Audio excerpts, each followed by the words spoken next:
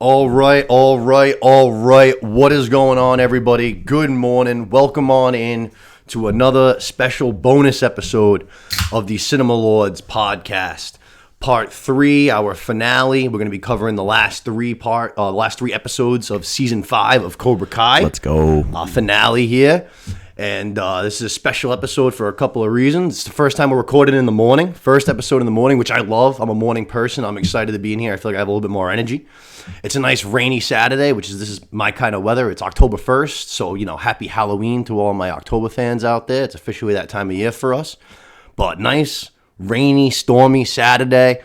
I think my girl's going to be making some shepherd's pie. Perfect meal for a day like today. Got some horror movies to dive into. I got a book I got to finish reading. A nice, relaxing, stay-at-home Saturday.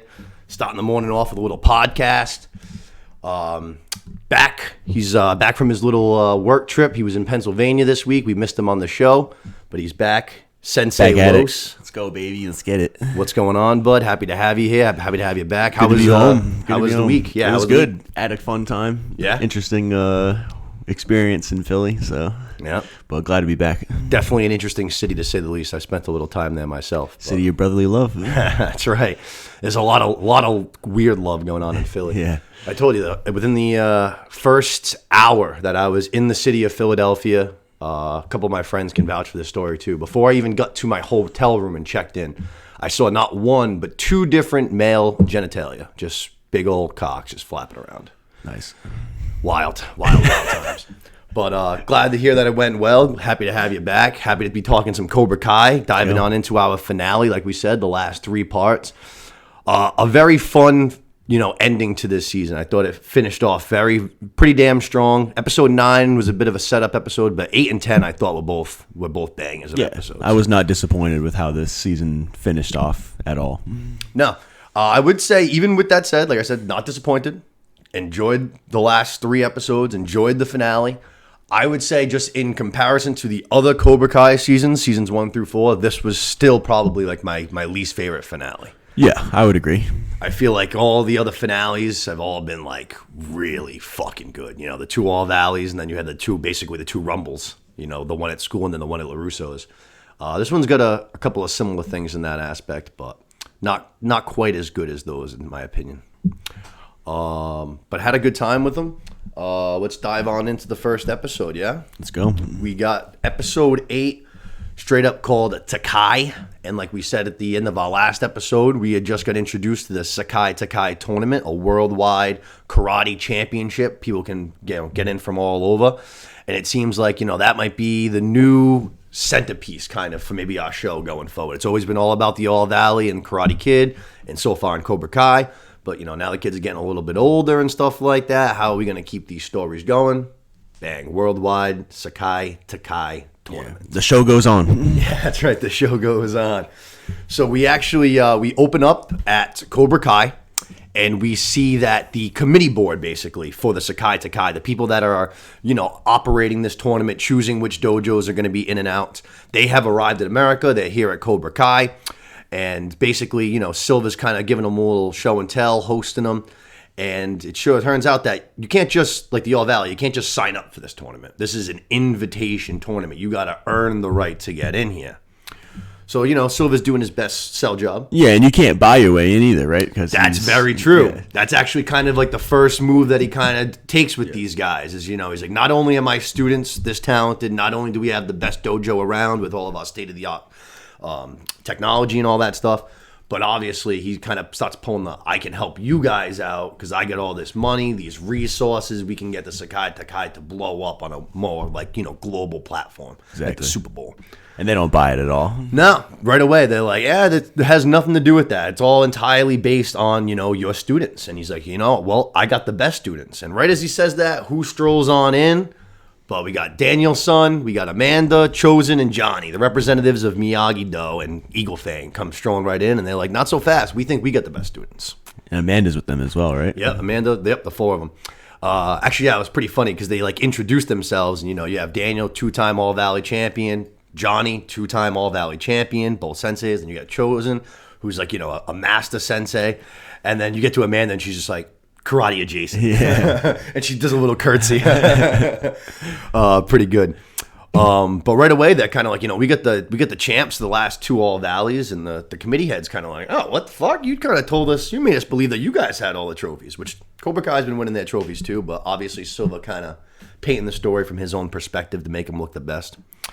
Daniel kind of explains their situation, that they combined in styles in one dojo now, so their students are some of the best he's ever seen, and that seems to kind of intrigue one of the committee members a lot. Right away, he kind of says it to the head. He's kind of like, 2 styles in one dojo, mashing, like, that's unique. I'm interested. I want to see what it's all about. So that's exactly kind of what they end up deciding to do. The committee head says, all right, we're gonna inspect both your dojos. We're gonna check out your establishment, your actual dojo. We want to check out your students, and we want to see how you guys train them in particular. So they're both going to be able to get a little, basically a little interview, a little show and tell. Before we dive into the show and tells, we go to a quick little conversation with Devin and Tori. They're still training in Cobra Kai. They just kind of got the news. And Devin's kind of saying, like, this is awesome. Now we have this chance. Like, if we get into the Sakai Takai, we can, get sponsorships. We can make some money. It'll help us get into colleges. You know what I mean? It'll look good. Who knows? Maybe fucking kids will start getting scholarships for karate in America. You know what I mean? And Tori we know that she's kind of planning her way out. She wants out of Cobra Kai. But it seems like when Devin says this, it kind of hits her, and she's like, hey, I've never really thought about my future at all. She's like, I never thought about college. It seems like she's maybe having a little reconsidering going on. Like, you know what?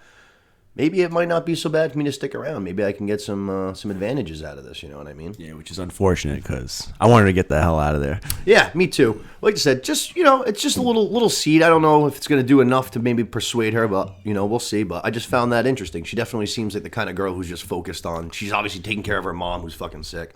She's dealing with getting kicked out of school, getting brought back into school. She's on probation. She's got a lot going on. So it seems like she's just never even took 2 seconds to consider the future at all. You know what I mean? Yeah. We go to Miyagi-Do now, and before the board shows up to start their kind of little interview process, we had a funny little conversation where Johnny goes up to Miguel, and he kind of is like, hey, last season I was really pushing you hard to fight in the All Valley. It ended up kind of getting you injured, then you ran off to Mexico. He's like, I learned my lesson. I'm not going to do that this time. He's like, if you don't want to fight, you don't got to fight. And Miguel's like, nah. He's like, I'm all about this. Like, this is what I want. This is why I got into karate in the first place. You know what I mean? So, Johnny's like, all right, awesome, cool. How are things going with Sam? Miguel kind of explains that situation, and then Johnny gives him a little advice, like, just take it easy, let it come to you. Everything's going to kind of work itself out. And I thought this was funny because Robbie's kind of right off to the side, and he comes strolling right on over afterwards, and he's like, oh, is this what fatherly advice sounds like? Which I thought was good. Yeah. Johnny kind of gets defensive. He's like, oh, we were just talking. And Robbie just like huge smile, just starts laughing. He's like, I'm just fucking kidding. You know what I mean? But I've been saying it all season. Robbie's been going up in my book. I liked this moment again. Again, I was just like, more points for Robbie in my opinion. It's good that he's really like fucking growing up. He's not so sensitive. He's able to joke around and shit like that. I like that him and Miguel are fucking made up. All the boys are coming together. Like you said, if we can just get Tori out of Cobra Kai, we got the whole gang, baby. Yeah, it's a force. Yeah. Tori, then we got Devin over there. We got friggin' Kenny over there. Kyler can stay. We don't need Kyler. Kyler stinks. Yeah, nah, he stinks. But like I said, now we're gonna have the committee members. They're gonna show up, and they're going to do a cool little montage as the committee board goes from Miyagi-Do and Cobra Kai and inspects the 2 dojos. We've already done it a couple times this season, but again, we're gonna see like the vast differences in how these 2 dojos look, just the actual physical appearance of them, and then also how they train their students and stuff. Because obviously you got Miyagi-Do, it's mostly outside. It almost looks like a little like garden kind of thing, somewhere you go do yoga or something like that. And then Cobra Kai is like this state-of-the-art gym with all this high-tech technology and the newest training things and stuff like that. You know what I mean? So right away, that's just kind of funny, just the differences there. And then we see the training differences, which we get basically the 101 from Miyagi-Do, wax on, wax off, painting the fences and all that. But then we see like Johnny's got a couple of little show and tells himself too. He has the fucking high kicks. Then he has Sam LaRusso fucking kick the watermelon. It ends up fucking exploding all over the committee head. And fucking Johnny goes up to him and he's kind of like, hey, it's sorry that happened, but sometimes you got to use these unique training methods. And then he starts quoting Rocky in Rocky 4. And all of a sudden, as he's quoting it, you see the committee head kind of start to smirk a little bit, and then he finishes the quote for him. Turns out he's a huge Rocky guy, too. They have an instant fucking connection. Johnny's like, this guy gets. He's like, I do. That was a good scene. That was very, very funny. I liked this committee head guy. There's a couple times where he shows he's just kind of a funny, down-to-earth guy, you know what I mean? But we see, we go to, like I said, go to Cobra Kai. They're obviously a lot more fucking intense training, you know what I mean? A lot more fucking actual fighting, hitting bags and stuff like that. Kenny's doing a little showing off. He's breaking some boards and stuff. But the committee decides, you know what? Both these dojos, very impressive. Students look really good. Really nice places, even though they're very, very different, totally different training styles. They're kind of interested in both of them. So they say, you know what we're going to do? We're going to have a little mini tournament, a little fight off to determine who's going to get the entrance.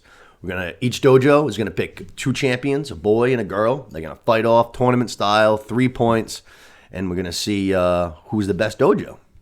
And right away we find out that Silva goes right over to Tori and to Kenny, and he's like, all right, obviously you two are the best. You two are going to be going up. And they're like, all right.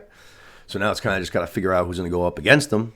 Have to imagine it's going to be LaRusso because they don't have really any other girls at miyagi-do. Yeah. Just kind of imagine who's going to be the guy fighter. We got to figure out who the boy champion's going to be. It's going to be Robbie.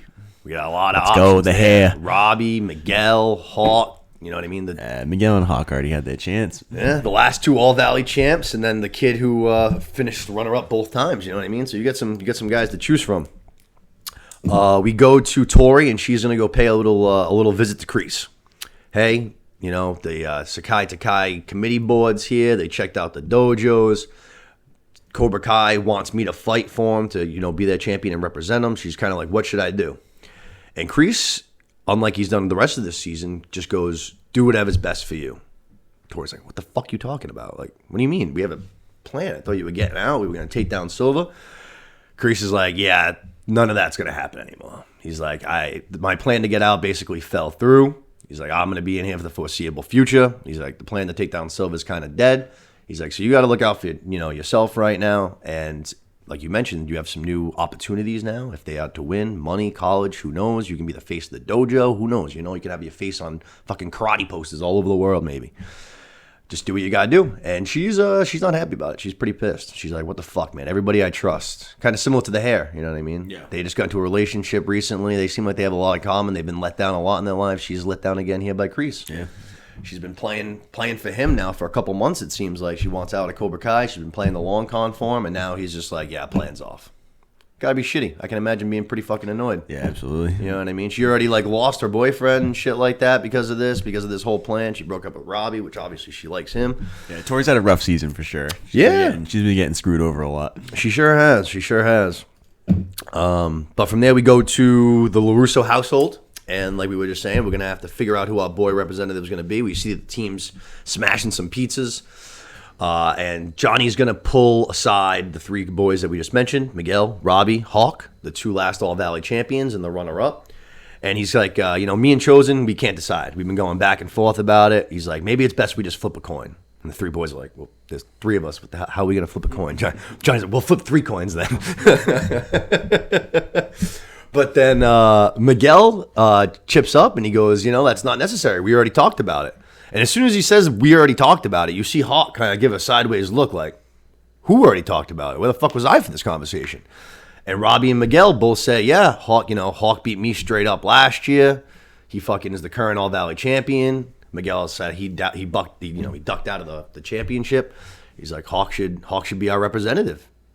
Just like that. And Hawk's like, hell yeah, I bring on. I'm in. You know what I mean? I love the opportunity. Thank you guys. So I was pumped. My boy finally getting some respect. Back at it. Yeah, man. Hawk's All-Valley champion. He's my guy. He's my favorite character. Hasn't gotten almost any screen time this year. Yeah, I do agree with you too. He's gotten a lack of respect for being All-Valley champ. Sure has. He hasn't gotten any real moments to shine this season. Really, it's been a down season for my boy. I've seen him with Moon a lot, which makes me happy. I'm happy that he's got his girl back. He's got his trophy. He's got his girl. I know he's having a good time and stuff. But I need more Hawk. But at least we're going to get an opportunity now. We're going to get a little fight against Kenny. We're going to get to represent Miyagi-Do and Eagle Fang.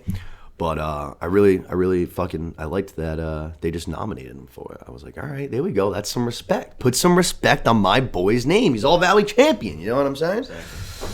And then we go outside and we see Sam's training with LaRusso and Chosen. And in typical Wham Wham fashion, she's going to basically like start crying. And she's just like, it's what she always does. It's just so annoying. It's like, you're the representative. Like, you have a fight coming up. Like, what are you crying about? Yeah, she's just the worst character in this whole show. It's just by far. Like, by far. In a show filled with likable characters, she is like the one that truly sticks out. It's just fucking sticks out like awful, a sore thumb, man. Yeah.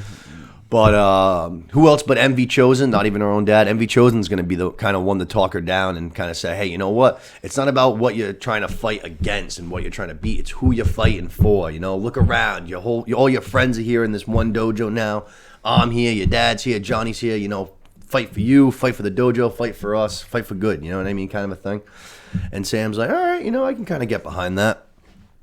And then on the opposite hand, we go to Cobra Kai. And Kenny is training. Seems like it's after hours. It seems pretty late. He's the only one in the dojo. Seems like he's got some kind of, you know, some pre-fight jitters. And he kind of saying to Silver, he's like, you know, no matter who I go up against, I'm going to be out-experienced. And also, I'm going to be, like, outsized. I'm younger than these guys. They're obviously been training longer than me. They're stronger. They're bigger. He's like, no matter what, I'm going to be kind of at a disadvantage. Silva kind of fucking says, you know, dude, relax. He's like, I think you got more potential than all of them. And then trains him on a little new move, the Silver Bullet, where basically you're going to hit a guy like straight in between the fucking ribs. Yeah, right in the sternum. Yeah. Says he does massive damage and can take your opponent's breath right away, which I got to imagine in a karate fight, if you can't breathe, that's going to be pretty fucking problematic. But yeah, that was a fancy way of just saying you knock the wind out of somebody. But let's see. I mean, that's the kind of things Cobra Kai always likes to sprinkle in those little things. It was kind of like we saw that, and right away you were like, I was honestly, right away, I was a little nervous. I was like, fuck. I was like, I don't like this. I was like, he's fighting my boy, and he's learning new moves that are going to fucking just suck the life out of people. I was like, this could be bad. You know what I mean? Kenny's coming into his own. Yeah, and you know, like I said, they're sprinkling that in there. It's almost like a little foreshadow. You know? Oh, yeah, for sure. You know he's going to use it. Not good. So we go to kind of like the next day now, and we're going to see that we're going to be fighting at Cobra Kai, which a little home field advantage. Turns out Silva says, you know, we're the only ones with the official like tournament-sized regulated mats and stuff like that. I was like, yeah, way to get the home turf. You know what I mean? Always trying to find an edge any way he can. We find out that we're going to start with the boys right away. I was just like, oh boy, all right, let's get right into it then. You know what I mean? And we got friggin' Kenny scores the first point right away. And I was just like, okay, you know, Kenny came to fight, looking pretty fast. And then Hawk comes right back, gets a fucking nice fucking kick, like basically right to Kenny's head of his own to score a point. Referee, out of bounds, no point. And I'm just like, oh, you gotta be joking. Here we go again. I'm like, wait, come on. Like, where do we get this official from? You guys are the Sakai committee board. You guys should be able to get like a referee that's unbiased, you know what I mean? Yeah, exactly. This seems like Silva just pulled another guy off the street, you know what I mean? What the 100%. fuck? So then, all right, so, you know, we kind of like resume the fight. Kenny's still up 1-0. Then, right after that, he fucking scores, he doesn't score a point, but he does an illegal fucking hit to Hawk's fucking knee, like bangs it, right? Rather than losing a point or anything like that, just gets a little warning, let off the hook. All right, whatever, no big deal. Resume. And then, sure enough, like we just mentioned, what happens? Fucking Silver Bullet. Bang. Sucks the life right out of Hawk. Gets the point. 2-0 Kenny. Hawk can't even get up and continue the fight. Ends up having the forfeit. Another Kenny bad wins look 2-0. for Hawk, man. I know. Rough. Fucking rough is right. Like You get like one sliver of like, all right, nice. Hawk's getting some respect, and then they just do him dirty. Yep.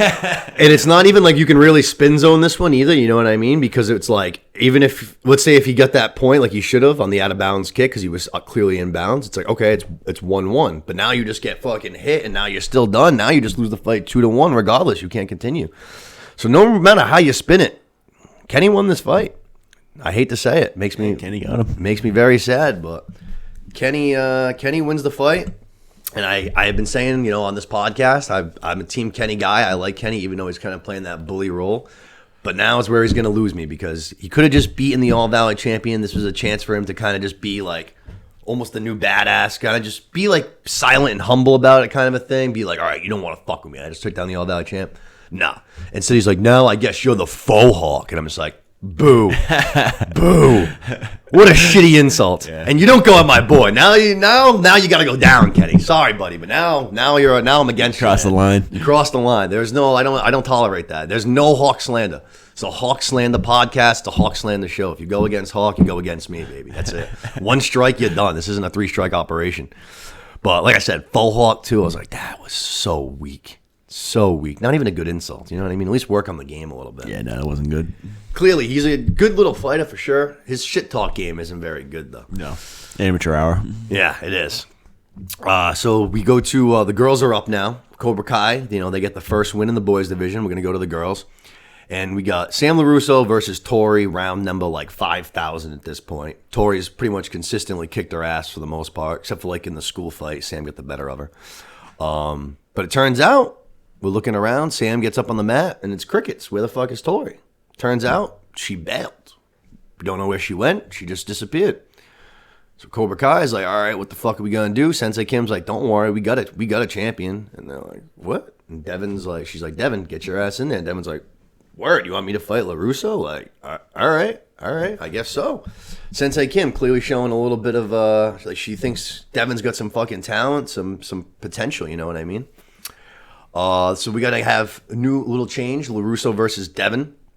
And right away, we see the referee still going to be a real pain in the ass. Fucking Devin lands a real mediocre little barely makes any contact, gets a point for it. Meanwhile, Sam hits a like twice good, and both times he considers it like a block. And the other time actually was out of bounds again. So it's just like right away, like, all right, this fucking ref's going to be a problem. So Sam's down 1-0. She fucking calls a timeout. She's kind of flustered because she's always flustered. She's a loser. She goes over to the corner, and they're like, all right, listen, like, you're way better than this girl. Who cares about the fucking ref? Like, just make it fucking obvious. Like, you know what I mean? You're going to have to go whip this girl's ass, Sam. You know what I mean? And you know what? I was pretty surprised. She fucking answers the call. She pulls some of that eagle fang training she got from Johnny, you know what I mean? And she fucking starts throwing blows, and she starts hitting her hard. She, like, on the first point, flicks her down to the ground, but doesn't even just take that. Fucking bang, right in the chest. I was like, ooh, okay. Kicks her right in the face another time. I was like, damn, all right. But LaRusso just absolutely fucking waxes her. 3 points in a row, wins 3-1. So we get a little split. We have Miyagi-Do, they get the winner's girl, and then Cobra Kai, they get the guys. So it goes kind of back to the committee board for them to make the decision. They end up kind of saying they award Cobra Kai like the victory. So, Cobra Kai is getting into the Sakai Takai. They're celebrating for a minute, but you kind of know you're waiting for something to drop. Sure enough, they're like, well, you know what? We loved what we saw from Miyagi-Do so much. We love that underdog mentality. We loved your unique stance and mixing two styles. We want to invite both of you guys. So boom, just like that, everyone's going to the Sakai Takai. But pretty cool. It was on kind of as soon as they announced Cobra Kai won, it was like, all right, there's no way that these guys aren't getting in. You know what I mean? Especially with they only have a couple fighters. All of our main characters are at Miyagi-Do. So it was like, I was just waiting for it. I was like, come on. All right, there it is. But that's going to be interesting. I feel like you knew it was coming too. Yeah, you just felt it. Like I said, like once they announced Cobra Kai was winning, they would just kind of celebrate, and the camera just lingered for a moment, kind of just hanging. And then it was like, but hang on, there's more. Wait, there's more. But yeah, so I have to imagine. I'm very curious to see like when this tournament's actually gonna come into play. If it'll be next season, or if saying maybe next season 6 will be the last All Valley, because a lot of them are like seniors, and then maybe season 7 or something like that we'll go to the Sakai Takai. But obviously we know this isn't the last that we've heard about it. But both dojos are in, and we're gonna be fighting on the world stage. Pretty fucking cool. The stakes have been raised. They certainly have. Johnny kind of goes over to Miguel, and he's like, hey, good stuff today. Like, I'm going to go. I already told your mom and that I would go have dinner with her. So Johnny's going to go have dinner with Common. He says, if you guys want to go and have that celebration, though, he's like, you guys earned it. Go ahead. So Miguel looks over at Robbie. They both get big eyes, big faces, big smiles. They're like, hell yeah. And we go to like the apartments, Johnny's apartment, and they're having a friggin' banger. They're outside, they're inside. All the kids are chilling, drinking, having a good time, playing beer pong. Seems like they're finally letting their hair down a little bit and celebrating, which is nice. Hawk and there's a couple of new girls, new characters. Don't know if they're from this school or another school. They show up. Hawk introduces Miguel to him. Sure enough, Miguel friggin' swoops right in. Next thing you know, starts doing a little making out, having a good time. Get that shit, kid. You deserve it. Finally getting his head off of Sam LaRusso. But of course, who shows up but Sam LaRusso at this exact moment? She strolls on into the party. Boom! Yep, of course. What does she see? Like a big party pooper. Of course, yep. She sees Miguel getting a little action. She's like traumatized by it. She goes to basically like run out.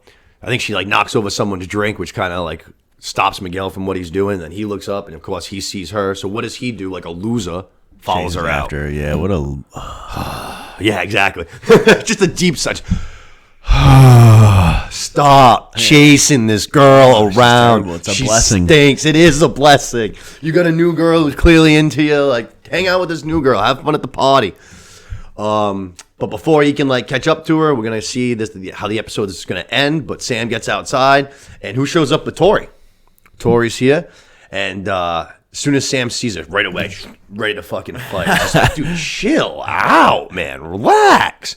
Tori's like, I'm just here to talk, and Sam's like, about what? And she goes, you didn't lose the All Valley.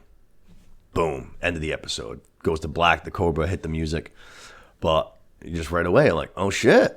Let's see how this goes. Like, Tori's coming clean. It seems like, all right, if that's the case, I'm thinking that she's done with Cobra Kai. You know what I mean? You don't play that card. You're not saying that unless you're done. You know what I'm saying? And she just bailed on the competition as well. True. So. Yep.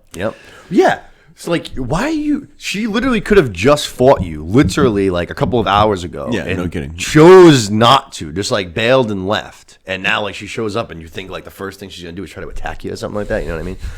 Sam LaRusso is such a weirdo. Yeah, oh, she sucks. But I really liked this episode. This is a good episode. It sucked that Hawk lost, but... Yeah, I like the montage. I like the the training and then the actual competition itself. So it was it's action-packed, 20-something minutes. Yeah. This was kind of like our... obviously, like we're not going to get the All Valley or any tournament this year, so this was just a nice little taste, sort of. You know what I mean? We got 2 fights, the tournament style, though. Unfortunately, I was disappointed with both the winners. I was definitely pulling for both Devin and Hawk, but, it kind of...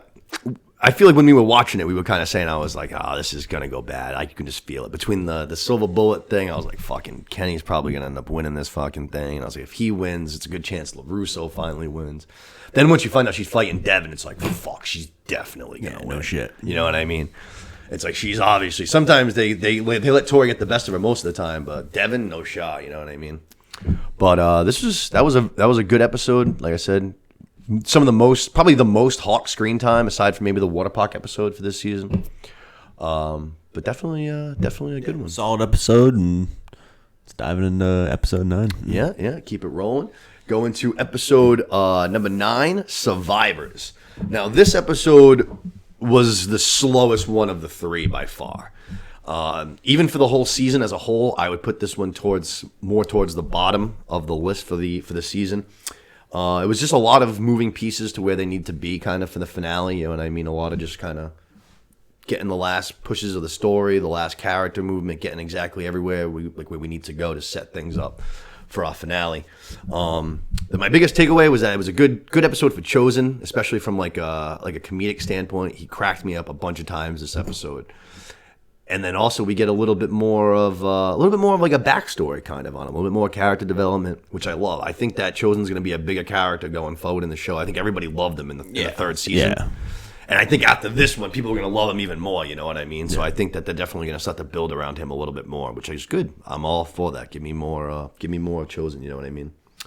And then the only other thing was we got some Stingray too in this episode, which I'm always happy to get some Stingray. But we open up literally right where we left off. We're at the party. We're at Johnny's. Tori came clean about Silva cheating, and LaRusso literally handles it like LaRusso does, like a total loser. She literally starts to like attack Tori. She starts like throwing kicks, throwing punches. Yeah, she's like, what? Yeah. Like Tori's not even fighting back. Yeah, Tori's just specifically blocking, but she still like takes a couple punches and stuff like that. Gets like thrown into a dumpster. She's just like trying to come clean, do the right thing, you know what I mean? And fucking Sam LaRusso just like can't handle it, you know what I mean? It's just like, you cheated, right? You ruined my life. Yeah, it's ridiculous. Sam and Robbie, Miguel and Robbie come like running on out, you know what I mean? They like break up the fight or whatever. The girls kind of take off, head their separate ways. And Miguel just asked Robbie, like, did you know about this too? Because obviously Robbie was at Cobra Kai at that time and stuff. He's like, did you have any idea? And Robbie was like, nah, I didn't have a fucking clue. And he's been dating Tori too, you know what I mean? It would have been made sense if she was going to tell anybody else. It might have been him. Yeah. Especially since he lost too, you know what I mean? But fucking, well, obviously, I guess it didn't matter because he was on their side. So I guess him losing was straight up. But you know what I'm saying? You would have thought maybe she would have told him about it just because they're dating. They're both at Cobra Kai, yada, yada, yada. But no, it seems like he had no idea. No one knew. And we go over to an interesting little fun scene. We're at the hospital. We're with Johnny and Carmen. That see like getting their first little like baby pictures and stuff like that. The first little like doctor's appointments basically. But the baby seems all good. They can't make out the sex yet. Johnny says though that he saw her kick, and she's like, "Yeah, they don't kick just yet." He's like, "Oh no, he's a kicker, just like his dad."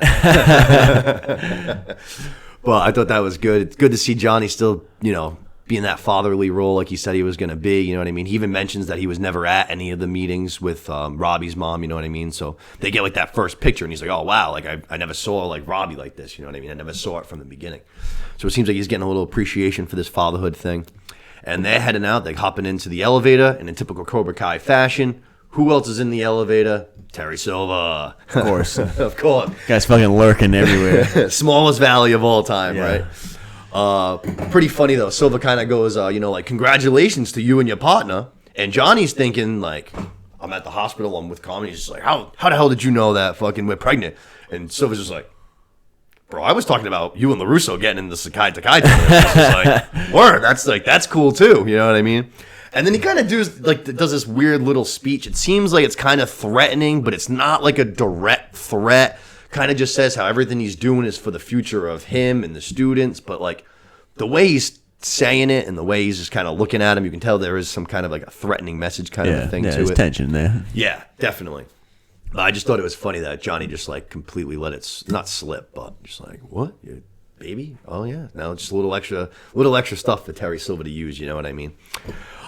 We go to the LaRusso's house and Johnny's filling in the rest of the gang, or actually, I'm sorry, they go to the dealership. My cat wants to get in on the end of the podcast. Ramsey wants in on this podcast so bad. We go to the dealership, and Johnny's kind of filling in. He's filling in the gang on like what just happened at the hospital. Kind of saying it seemed threatening, like I said, but not a direct threat. And Daniel and Amanda are kind of like, listen, they just got into the Sakai Takai, which was what we established as like Silva's grand plan. So his plan's going good, you know what I mean? Like, I don't think there's anything happening right now. It seems like it's a little bit of a quiet time in the war. Let's just try to have a quiet night. I need a quiet night, or they need a quiet night, you know what I mean? Let's just relax. So, like, why don't we go out? Amanda suggests saying, she goes, yeah, I could kill a whole bottle of tequila. I'm sure Colin would be happy to help. And Johnny's just like, well, in her condition, I don't think that'd be a very good idea. And right away, they're just like, wait, what? Y'all pregnant? So now everyone's starting to find out. Everyone starts congratulating them. And then you got LaRusso's cousins there too. He's like, all right, let's fucking get a limo. Let's go out on the town. Sure enough, that's what they're going to do tonight. They're going to hit the clubs. LaRusso, Amanda, Calm, Johnny, LaRusso's cousin there. What is it, Louie? Yeah. He asks Anush if he wants to join, but Anush is going to date. Might find out a little bit more about that later, which I thought that part was very funny. But we're going to go out in the town. We're going to go fucking have a good time. We're going to not worry about karate tonight. Let's put the karate war in the rearview mirror for the night.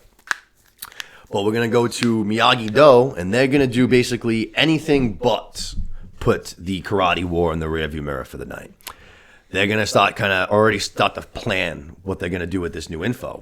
We know that they cheated to win the All Valley. What can we do? And Sam kind of mentioned, she's like, I don't want to just go and tell my dad and Johnny because like they're probably just going to go confront Silva. And the last time my dad went and confronted Silva, it ended up with him getting his fucking ass kicked.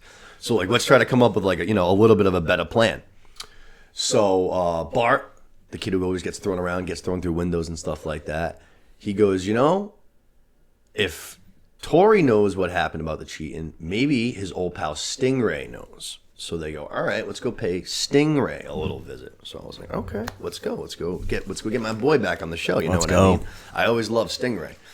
But I was like, okay. We already kind of, it wasn't the kids though. Like he's actually friends with these guys, but we've already kind of tried to play this hand, you know. Chosen and Daniel went over there to try and kind of get some intel from Stingray, kind of get him to tell the truth to his story.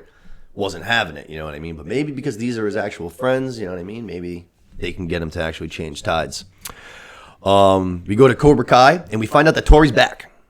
She bailed on the fight the day before, or, you know, whenever it was, against LaRusso to represent the dojo. But she's back. She's here.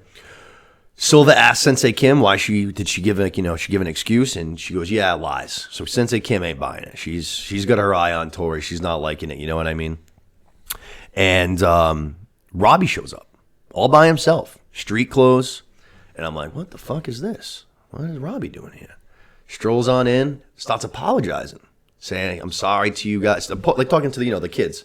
I'm sorry, guys. I shouldn't have left the way that I did. And I'm just like, no fucking way. I'm like, is he going to try to like play mouse right now? I'm like, they're not going to buy that. I'm like, you're not actually turning tides either. That would make no sense for your character. Yeah. But then what does he do? He goes, I shouldn't have left the way I did. It kind of pauses. I should have brought you all with me. Cobra Kai is the devil. It's all bullshit. It's the devil. You guys got to get the fuck out of here. And basically, Silva just like goes, all right, do some kicks, do some punches. They're all just worshiping him, doing every single thing that he says. And he just goes, they listened to you. They heard you. They listened to me. You know what I mean? Like, thanks for that little thing now. Like, get the fuck out of here. Kick rocks. You know what I mean? But we see that as Robbie leaves, Silva does the the next time one of our enemies comes into the dojo, what are we gonna show him? All the kids, no mercy. Tori doesn't say it. She kind of just like stares, like as Robbie walks out, kind of like seems like she's considering, like, should I go with him? I want to go with him, you know what I mean? But I have to stay here. Like, what should I do? And like I said, it's like a look that she kind of gives him. It's longing, but Sensei Kim is looking at her and she notices it. So what happens? Class fucking ends. She goes, hold up, you ain't going anywhere. You're staying back here with us. So you got Silva, you got Sensei Kim, you got Tori, and they're like, all right, something's going on. You bailed. Your heart's not in this. You know what I mean? You gotta prove your loyalty. You gotta prove that you want to do this. They set up a dummy, and it's all like thin concrete, just straight concrete pallets for her to fucking literally punch through. And she's like, bro, I ain't doing that. I'm going to break my fucking hand. You know what I mean? I think Sensei Kim says, like, don't worry, it'll heal for the tournament. It's just like, Jesus Christ, you're a psychopath. Like, you actually want this girl to just shatter her fucking hand. But Tori's like, I'm out of here. And sure enough, like, the other senseis come in and kind of just make, like, a human wall. They're like, nah, you ain't leaving, bro. You know what I mean? So Tori, she, all right, fine, steps up to the plate, starts hammering this thing. Fucking can't do it. You can tell her hand, like, instantly starts bleeding and shit like that. She's like, I can't do it. So Sensei Kim steps up. She's like, so that's almost kind of trying to rev her engine. What is it? What is this about? What's holding you back? And then she goes, is it the boy? I love the way that she says it. Is it the boy? And Tori's like, it's the hair. Yeah. Get it right. No, it's the hair. But she goes like, and fucking Sensei Kim plants herself right in front of the dummy perfectly. But Tori's just like, I broke up with the boy for this fucking dojo. Throws like a punch. Sensei Kim gets out of the way, and sure enough, that gives her the little anger that she needs, and she just punches right through this fucking concrete block. Pretty badass. Yeah. But definitely her hand was all fucked up, and I was just like, yo, this is that old school Cobra Kai shit. This is fucking fierce, man. And like Cobra Kai 3, and Karate Kid 3, when LaRusso was training with Silver and stuff, he has him punch through that same board a bunch of times, but it's just like, like the wooden ones. And it was like, all right, that seemed like it was kind of intense because they were thicker pieces of wood. LaRusso was bleeding pretty good at that, but I was just like, Concrete is a whole other fucking story, dude. She ain't a superhero. Yeah. She ain't fucking the Hulk, bro. She's like a 17-year-old girl. She also weighs probably like 110 pounds soaking wet. Like, let's relax here, you know what I mean? But that was pretty fucking intense for sure, you know what I mean? We go to the club scene, like I said. The whole gang, they're out on the town. We see that Louis got a limo, like he said. He's got to get themselves a driver and everything. They show up at the club right away. I start laughing because they're all going in. There's a guy with like the metal wand kind of a thing. Everyone goes. He gets the Chosen. Chosen sets it off. He goes, sir, can you open up your jacket? Chosen opens up. He's got his twin size just tucked in. Always strapped and ready to go, man. Always ready for a fight. Always got that thing on him. Yeah. They even, like I said, they needed a night off from the karate war. Chosen doesn't take nights off. There are no nights off. He was brought here to be the security dog on watch all the time, and that's exactly what he's here to do. Exactly. We go inside to the bar. Another funny line.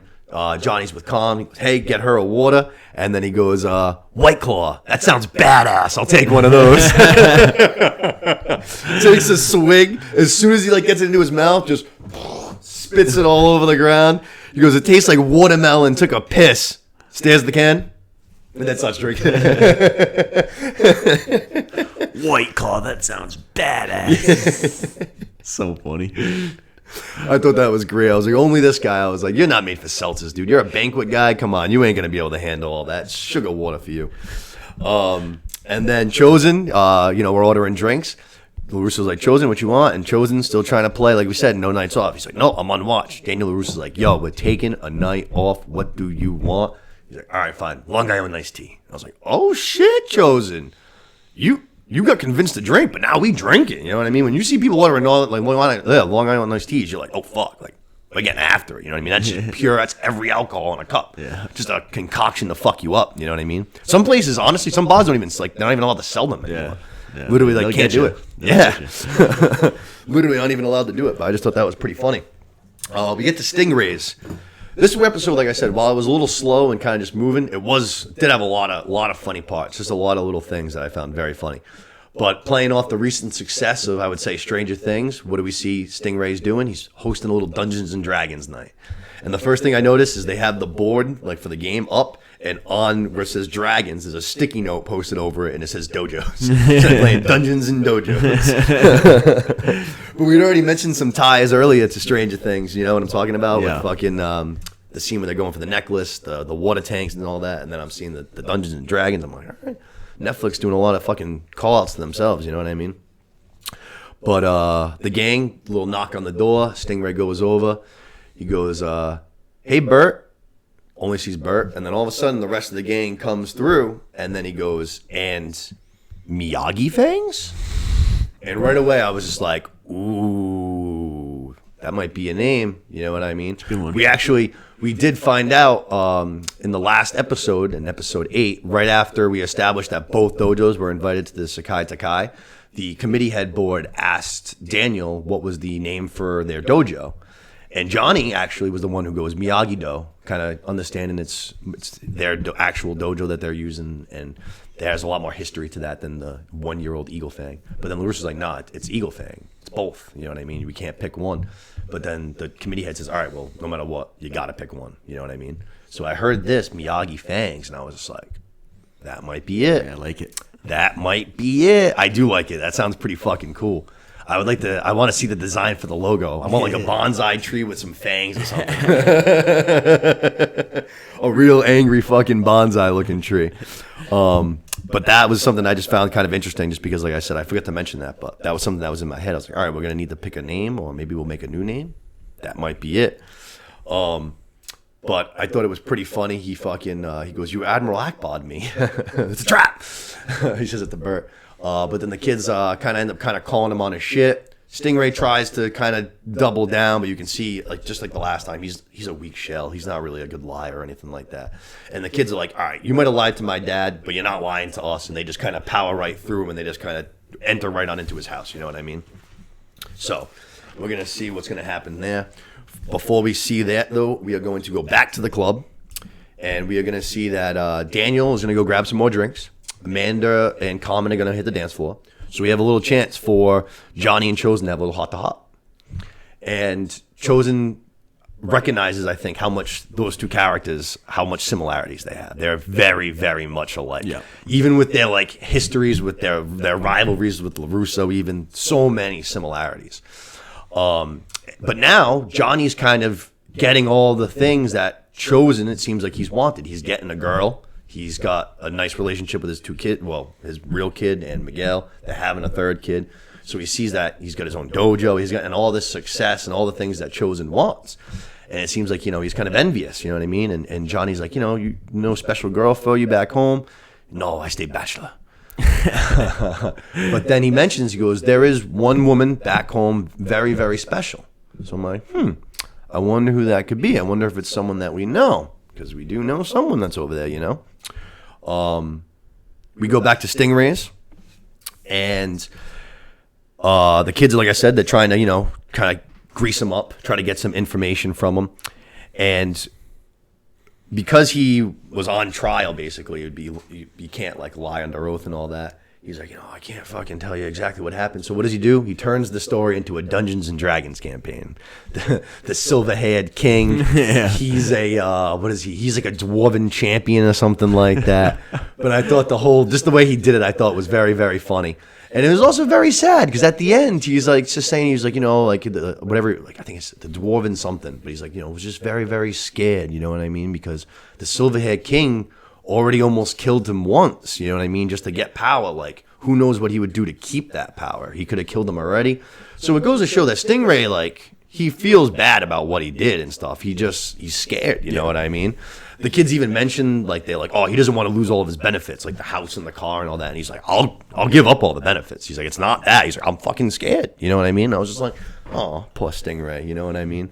But fuck Stingray though. At the same time, well, you know who's gonna have that mentality though. You know whose club you're in that case is Sam LaRusso's, because all the boys like Miguel and Hawk kind of like almost kind of have my mentality, like, oh, poor Stingray kind of a thing. Like, he's just a sad kind of puddle of a human, you know what I mean? And LaRusso's just like, well, thanks for nothing, Stingray, and then just like storms out of the fucking house, and it's just like, oh my god, dude, you're the worst. Yeah, I guess 24/7. She's just like, all she cares about is herself. She has no ability to see anything from anybody else's perspective or from their shoes. You know what I mean? Yeah, she just complains about everything. Too. Oh, yeah, every single thing. She's just got no ability to like ever like interpret anything from anybody else's standpoint. You know what I mean? It's just so annoying. But the part that annoyed me even more than that, and that her being mean to Stingray, which always bothers me, is what happens again. Miguel follows her out again. I can't handle it. I love Miguel, but I can't handle this puppy dog act of him following around the worst character in the show. Yeah, it's making his character worse. Me crazy. It is. Yeah, it is absolutely making his character worse. I love Miguel. I love him. He's one of the reasons why I fell in love with this show. I hate him just chasing around LaRusso when she's been a bitch to him this whole season. Like, fuck you. Yeah. Fuck you. And what does he do? He apologizes for the night before. He's like, I'm sorry for what you saw at the fucking party the other night. Like, why? She broke up with you. Why are you apologizing? Yeah. Why are you apologizing? You did nothing wrong. Which is exactly like what Sam says. But, you know, she says it in that snarky fucking attitude. Like, you know, we're not together. You don't have anything to apologize for. Just being an asshole about it. You know what I mean? But whatever. Then Miguel kind of says, you know, I know you're mad about, like, the Tori thing. I know you're mad that they cheated or whatever, but it would have, like, and he even kind of admits, he goes, you know, it would have been nice if Tori had come clean a month ago. It would have been great. But at the end of the day, she did come clean. Like, she just told you the truth. That's her extending that olive branch. You know what I mean? So he's like, now the ball's in your court to kind of try to make things right now because you just acted like a douche the other night. And Sam kind of just does that realization, like, oh, you know what? Yeah, you know, you might be right, kind of a thing.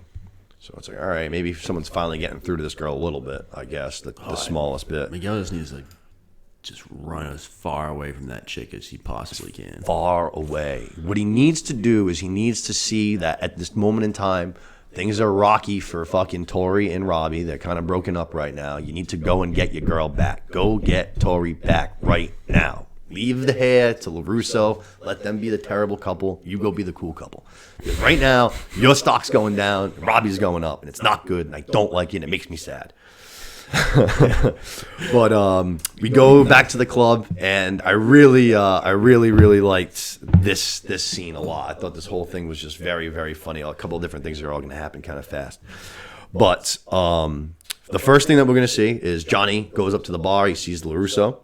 And he lets it slip. He goes, hey, you know, Chosen's got it real bad for Kumiko, who we know, Kumiko. She was in Cobra Kai Season 3, and she's from Karate Kid, the second one.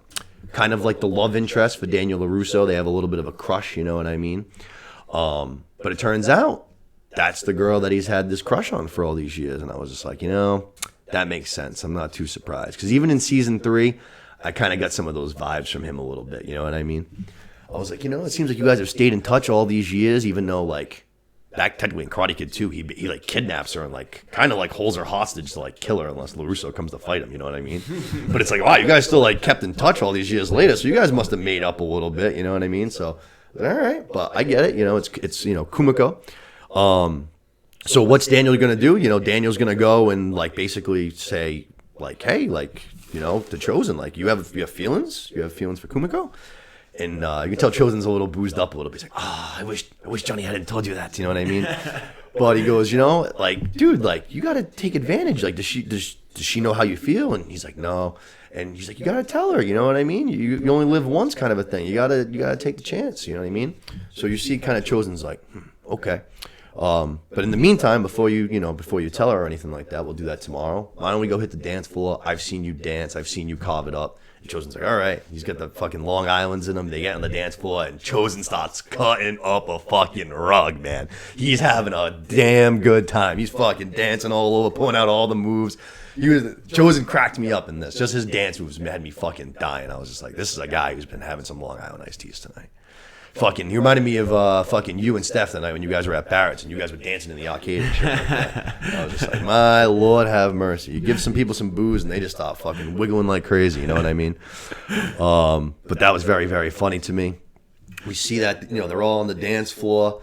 All of a sudden, cousin Louie, he's dancing. He's got two girls, got a girl on the reach arm doing the Hugh Hefner kind of thing. All of a sudden, he looks over on the dance floor. Who does he see? Sees Anoush. He's like, hey, thought Anoush was out on a date. Goes over to him, Anoush, thought you were on a date. Ooh, what's going on? Anoush is dancing with a girl. Turns out, Louis' sister. Oh, shit. That's why Anoush didn't want to tell her. Hey, Louis, wicked funny. What? You're out with this guy? You're embarrassing the fucking family. What does he do? He ends up fucking punching Anoush. Takes a swing at him. The sister's like, hey, what the hell? What are you doing? You know what I mean? All of a sudden, Anoush just gets up. Charges at him, fucking tackles him down. I thought it was wicked funny. I was like, oh shit, that was great. I didn't see that one coming at all. I kind of Anoush and Louis have had like kind of bigger roles in some of the other seasons. Yeah, very little screen time this season, but absolutely. This was a funny little throw-in for them. You know what I mean? And then we see that Chosen goes outside. He's gonna take Daniel's advice. He's got that booze confidence. You know what I mean? The liquid courage is flowing. He's going to call up Kumiko and leave her a little voicemail. She doesn't answer, but basically just says, hey, you know, things are going so good. I'm making up with Daniel. He goes, the only mistake I made is when I came here, I should have brought you with me. Then he says when he gets back home, he wants to see her. And then he ends up, you know, hanging up. And I was like, oh, that's very cute. You know, I hope Chosen gets his girl. But very funny to see that liquid courage just hits us all. You know what I mean? Once you start the booze coming, you start drunk dialing anybody, man. That's why you got to put that phone away. Lock that thing, turn it off, put it in a bag, in a lockbox, give it to somebody else. Once you start boozing like that, put your phone away. But we're going to be basically leaving the club now. And we see that the girls, Common's obviously pregnant. Amanda probably doesn't want to be the only girl, you know what I mean? So the girls are going to head out, and now it's just the boys. The boys are going to head on out for a little bit more fun. Boys' night out now. Chosen, Johnny, Danielson. 3 of them hop back in the limo. See what they're going to get themselves into. We go to Sam, and she's going to show up at Tori's house. She just took Miguel's advice, you know what I mean? And I was just saying how Sam can never see anything from anybody's perspective from her own. It seems like she's going to get a little dose of kind of reality that it's not always sunsets and rainbows in everyone else's life like it is for her. You know what I mean? She's going to show up at Tori's, and we see Tori's ice in her hand. It's all fucked up from the fucking thing at Cobra Kai when she's punching through concrete. And Sam's like, hey, you know, I want to talk. So Tori's like, all right, whatever, come on in. Sam walks into her house, and she kind of takes a look around. She sees her mom laying down in bed, you know, all the machines and stuff because she's obviously very sick. So she's like, you know, almost kind of probably forgets that Tori's literally responsible for not only her, she has like a sibling too. She's like a little brother, so she's got to take care of him too. She's taking care of herself. She's got a lot on her plate. Small little house. It's a mess. You know what I mean? You can tell that they're obviously not the best living conditions. Completely different from her fucking life in the LaRusso fucking estate, basically. You know what I mean? Where she's the princess, like I said. She's gotten everything her whole entire life. She hasn't had to fight really for anything. You know what I mean? She's fought because she likes to fight. But basically, they're going to kind of just...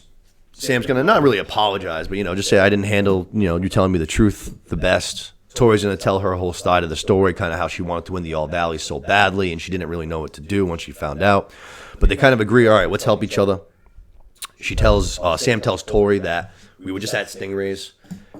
We know the truth now about Stingray and Silva and Kreese and what actually happened. The only problem is that Stingray's too scared to come out and actually like say it. So like we need to find some kind of proof. As soon as she says that, Tori's like, "Did it happen at the old dojo?" Yep. She's like, "All right." Then there was probably fucking camera footage.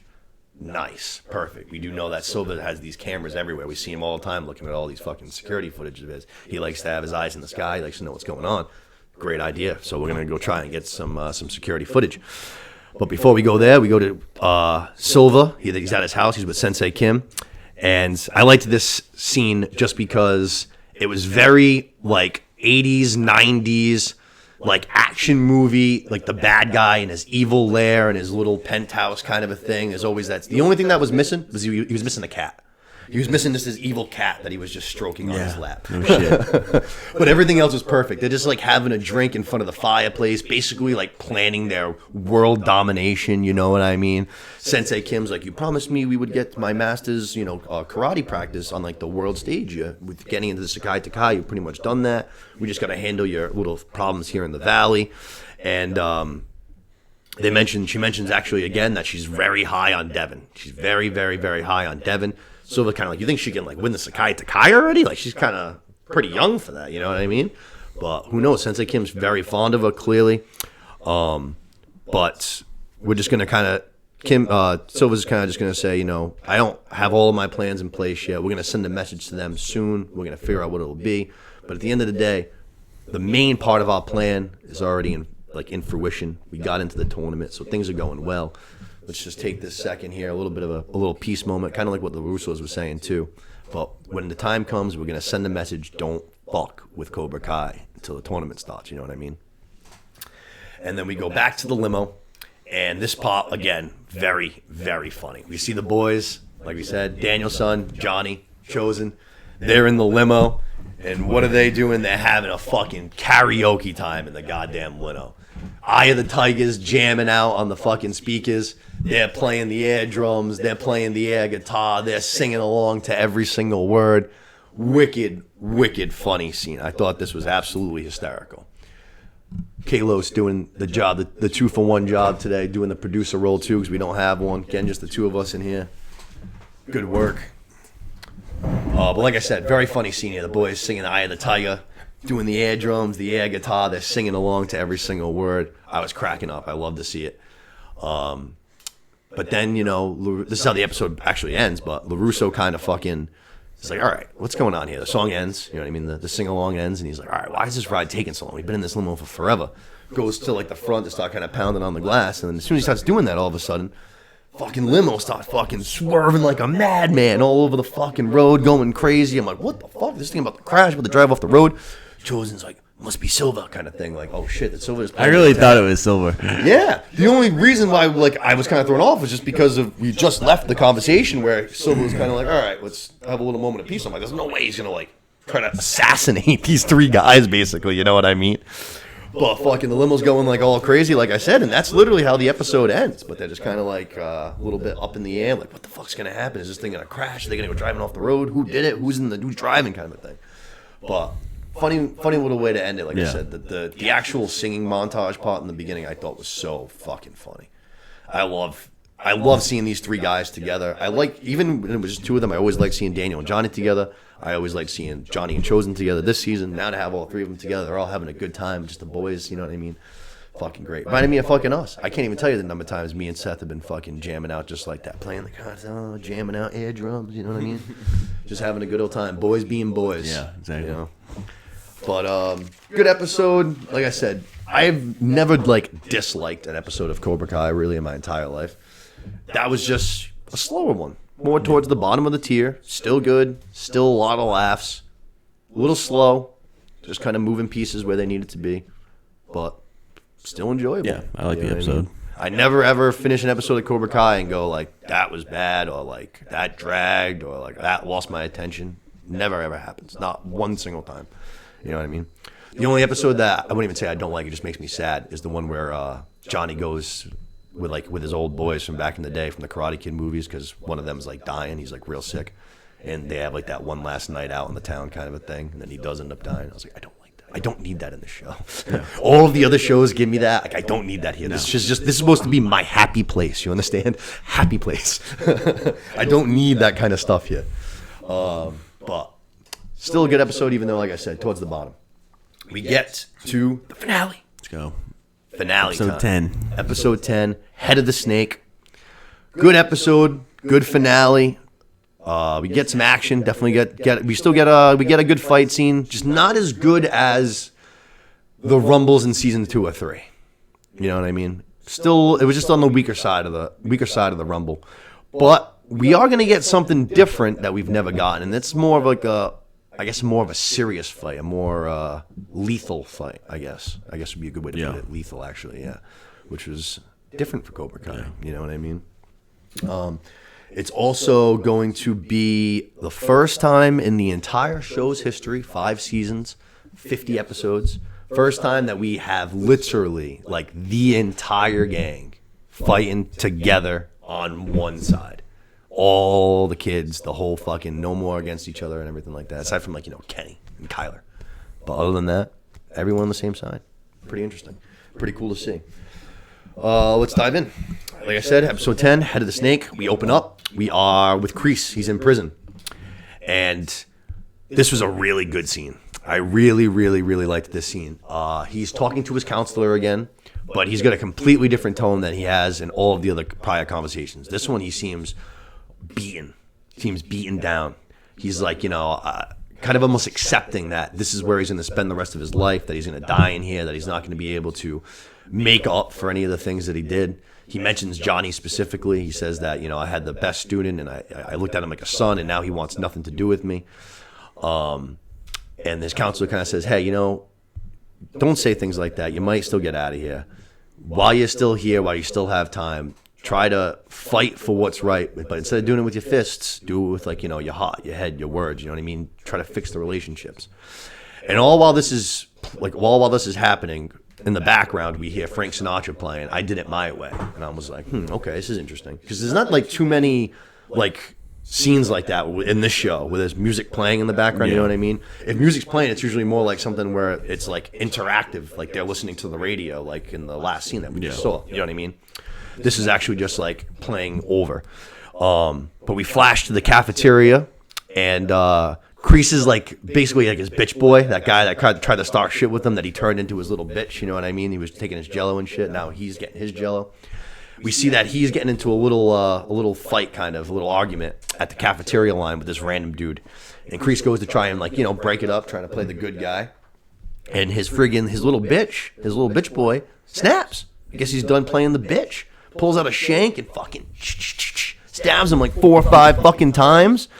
I was shocked. I was like, me too. I was like, we've had like no death actually. We just happened to mention it, aside from like Johnny's friend on the show. But that's because he was like sick with cancer and stuff. We didn't have like a murder on the show. You know what I mean? I did find it weird that it was his boy in prison too. Like, yeah, the guy that he defended from the beginning. Definitely, especially because like the last time we saw him was when he was meeting with like LaRusso and Johnny, and he's like, do you want a Jello cup? And he like calls him over, and he like comes running. He's like, yes, Sensei. You know what I mean? Like he's such a soldier, and now he's just like, oh man. Guess he's had enough. You know what I mean? He fucking just. But like I said, I thought the song choice was awesome. I Did It My Way. It was very fucking. I thought it was very cool, like ending for Kreese, the way that whole scene was filmed and everything. But very shocking sad. Though. Shocking way to start the episode. Shocking. I was like, oh man, I don't know. I was sad, and I had mentioned too. I was like, Martin Kove. I do feel like he is starting to like look older even in this show. Like it seems like he's slowing down a little bit, which I think might be why we mentioned in that jailhouse fight scene they used the younger version actor of him to do the fight. Yeah.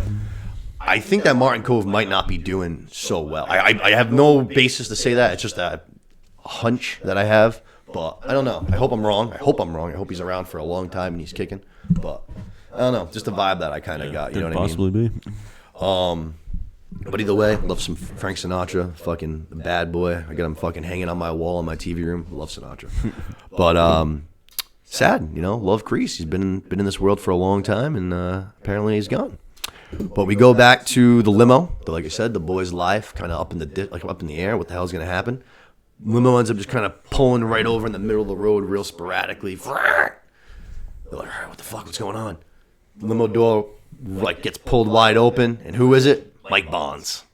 Mike Bonds hijacked the fucking limo. Hilarious. Very funny, yep. He pulls LaRusso out. He's like, dude, you ruined my fucking life. You know what I mean? His whole freaking his warehouse there, his furniture warehouse got burnt down to the ground.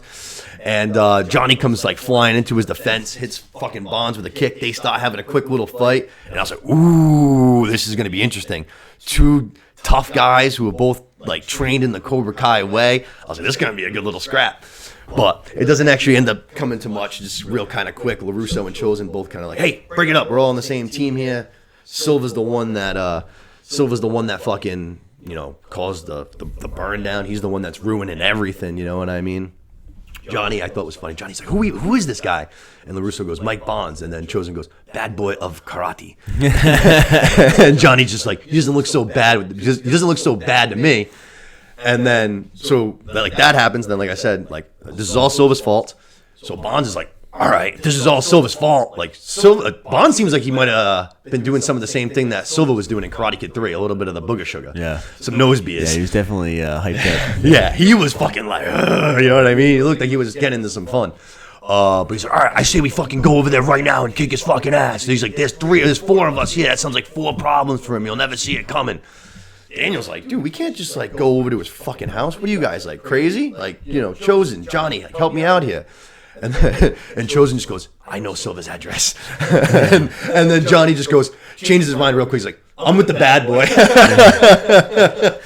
Daniel's like, you got to be kidding me. Johnny's like, hey, this is a bad idea. This is why Terry will never see it coming, because it's a bad idea. He always sees all the attacks coming, but that's because he's always planning, thinking smart. This is so dumb and just rushed, and there's no thinking to it at all. He'll never see it coming, you know what I mean?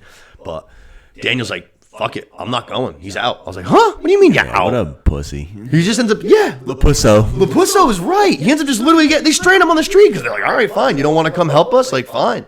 Stay here. So Lapusso out on the road by himself. Bonds, Chosen, Johnny Lawrence. Yeah, what a gang. What a gang. Just 3 nut jobs. Yeah. 3 very aggressive nut jobs all heading for blood. Yeah. Well, 2 definitely hammered. The other one, who knows? At least. Whew. Like we said, he seemed all kinds of pepped up. You know what I mean? But definitely know that they're going to go fucking cause some chaos for sure. We go to the kids, and they're going to be planning their own attack. Tori explains, you know, the whole Stingray beatdown. It's probably on camera. But we're at the new dojo now, so she's like, I don't fucking know, like, you know, if we had the footage or whatever. Dimitri, of course, is there. He pulls out the big brain. Hey, baby, probably on the same server, you know what I mean? He was actually the one that installed the whole system, apparently, at Cobra Kai. He's like, I installed that. They probably just moved the server to the new location. It's probably still on there. They're like, perfect. Call up the rest of the dojo. Tell everyone to head to Cobra Kai. We're going to fucking do this tonight. We're going to get the video.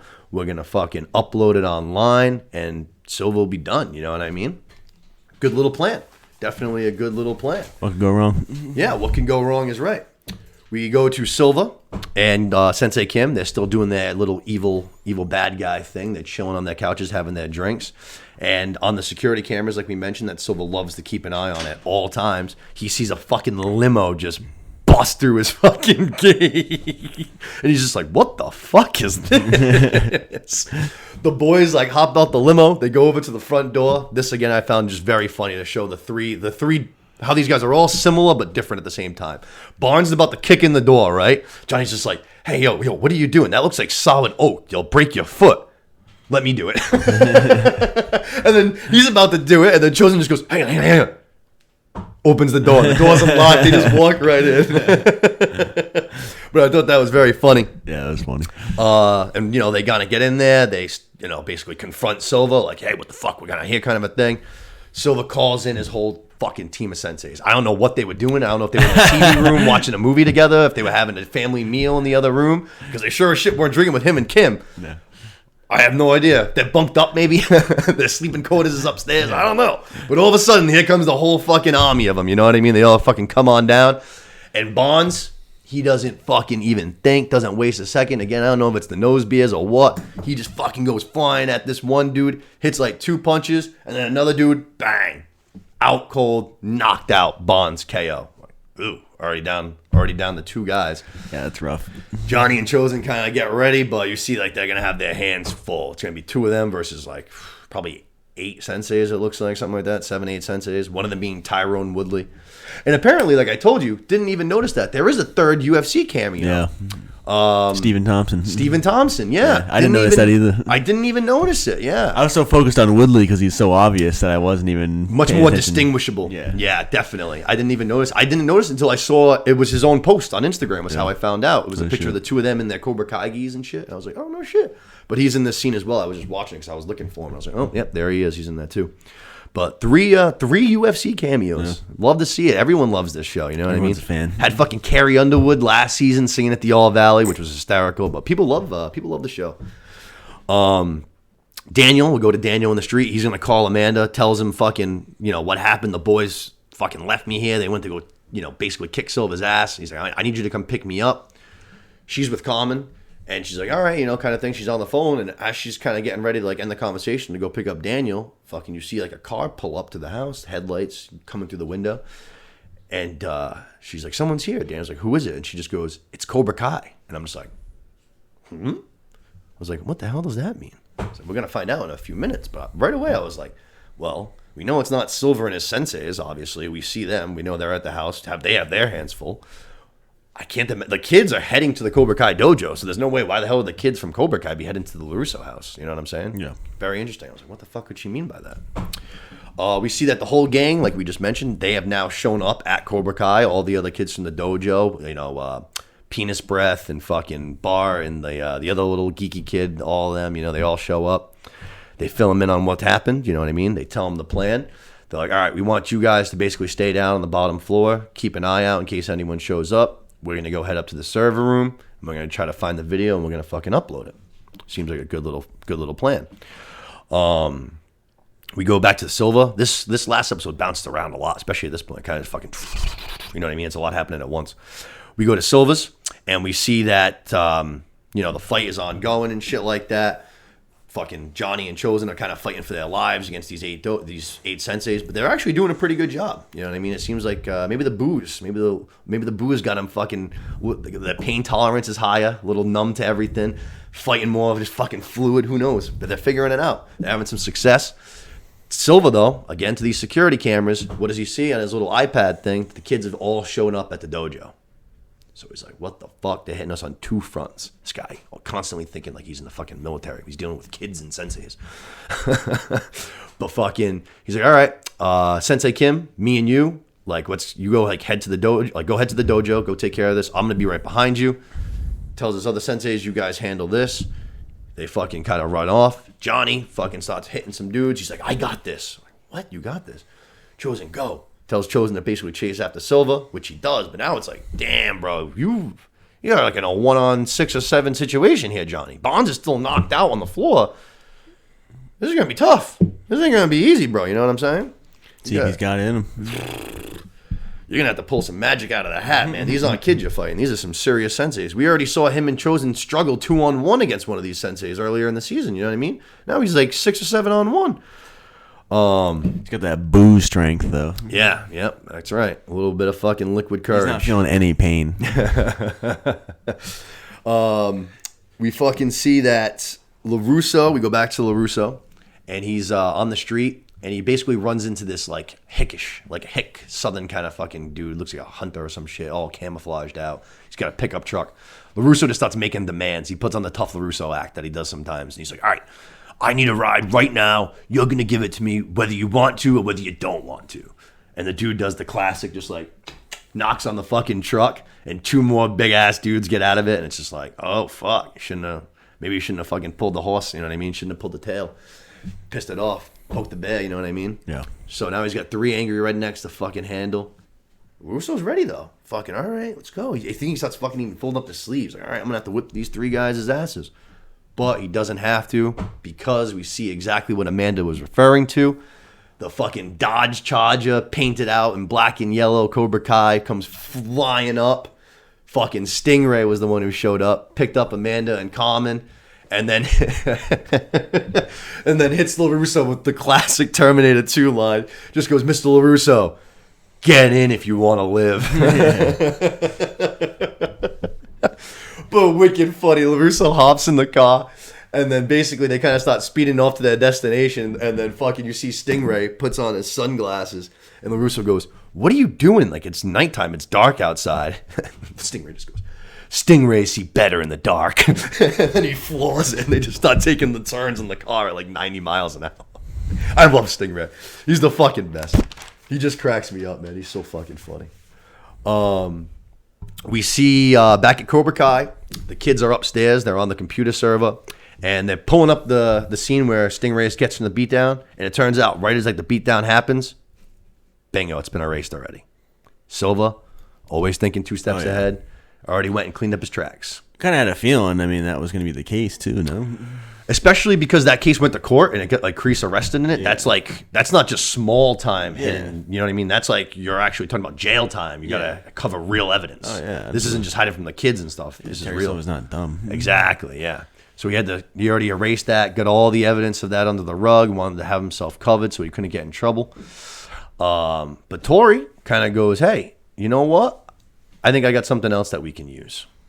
Starts typing in to find another clip. We're going to have to see what that is. But we see that the Cobra Kai students have all shown up. How the fuck, did Silva call them or something like that? Did they get a tip? Did they get a text maybe from Sensei Kim? Nope. Turns out Penis Breath is a fucking traitor. Turncoat. Ended up fucking being a two-timer the whole time. Switches sides, goes back to Cobra Kai where he always wanted to be before he was kicked out.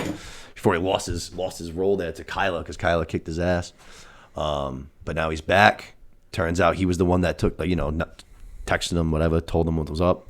So now we have all the Cobra Kai kids there. We got all the Miyagi-Do kids there. And, it's just a recipe for disaster. Miguel tries to, hey guys, listen, Silva's a cheater. He paid off the referees. We're just trying to prove it. Tries to basically talk it down, have a realistic, mature thing. Kenny ain't having it, though. Kenny's like, fuck that. Throws a swing on Miguel, and bang, fights off. It's Rumble time. So, like we said, no tournament this year, but going to be back to more of that Rumble that we got in Season 2 and 3. Just a whole bunch of kids in one place just ready to fucking start throwing hands. From there, we're going to go to, I would say, definitely the best part of the episode, maybe even the best part of the whole season, possibly. Chosen is going to catch up with Silva in this little sword room that we've seen before. But fucking basically, Silva's ready to go. He's like, the last time we did this, you said if fucking I crossed your line that you were going to be able to put me down. Let's see it. He starts taking off his jewelry. He starts taking off his jewelry and fucking, he's like, all right, let's fucking do it. They start swapping some blows and shit like that. Silva lands first. Chosen bounces right back, hits him good. And then what does Silva do? Pulls out a fucking samurai sword. And I was just like, whoa. We've never really seen fighting with weapons in this show. This is kind of elevating the playing field. Fucking Chosen, though, all season long, we've seen him ready with these twin sides, baby. Pulls them out. Finally go time for those things. He's been waiting all season, you know what I mean? You kind of had a feeling that you were going to get some use at some point. They kept alluding to that fact that he had him on him all the time. Yep. Didn't pull the weapon first, but he's been ready. He had him locked and loaded, and he goes, I'm not afraid to kill. And then Silva goes, good, because I'm not afraid to die. And I was just like, oh, fuck. We're going to fucking do this. Let's go. Sure enough, they kind of start, they backtrack. They don't start fighting right there. They go to a little bit of a better scene. I liked it. They go outside, basically, and they're at Silva's pool. And it's got these trees and shit, but they're fighting in this really low level pool. Reminded me of something like in a samurai movie, like a samurai fight. You know what I mean? Just two fucking warriors about to go at it. Sword versus size. And fucking, they start fighting, blocking, everything's going crazy, you know what I mean? And we see Silva's going to strike first. Gives Chosen a real nice fucking slash across his arm. All while this is going on, we see that Johnny's still inside. He's still fighting by himself. Bonds is still knocked out. He's trying to fight off all these friggin' senseis. Actually, like you kind of mentioned earlier, he points out a good line after he gets punched and then doesn't really feel it, and then hits the guy back and hits him it seems like twice as hard because that guy goes flying and goes, I'm running on whiskey and White Claw. But then eventually it seems like there's just too many of them. He kind of gets overrun and they kind of stop fucking beating up on him a little bit. So it looks like Johnny's in a little bit of trouble. We flash back to Chosen outside. He's fighting Silva. They're still going, even though he got that one slash. Silva's going to fucking bang, get him across the leg. Chosen, though, won't go down. Ends up almost using that as fuel, it seems like. Because then he pulls a sick little block, then sweeps the leg on Silva, takes him right down. Has him at like, what do you want to call it? Twin side point? Knife point, whatever, blade point, ready to kill. And Silva's like, this is how I was always meant to go out, like on the battlefield. Fucking do it. And I was just like, oh, shit, this guy's intense, man. You know what I mean? This guy's a fucking motherfucker. But what happens? Johnny kind of lets out a groan of pain from inside. Chosen lets his guard down for a split second, looks away. Silva sees it as his moment to strike and fucking just slices him right across his entire back. And I'm not going to lie, I was real nervous. I was real scared for my boy. I was like, that's going to bleed. Like, that's serious. Like, is that it? Is that it for my boy? I'd be devastated if he died. We already lost Kreese this episode. We're going to lose Chosen now? You know what I mean? But I was I was real nervous for my guy. I did not like that. But that's where we're going to leave that scene for right now. We're going to go back to Cobra Kai.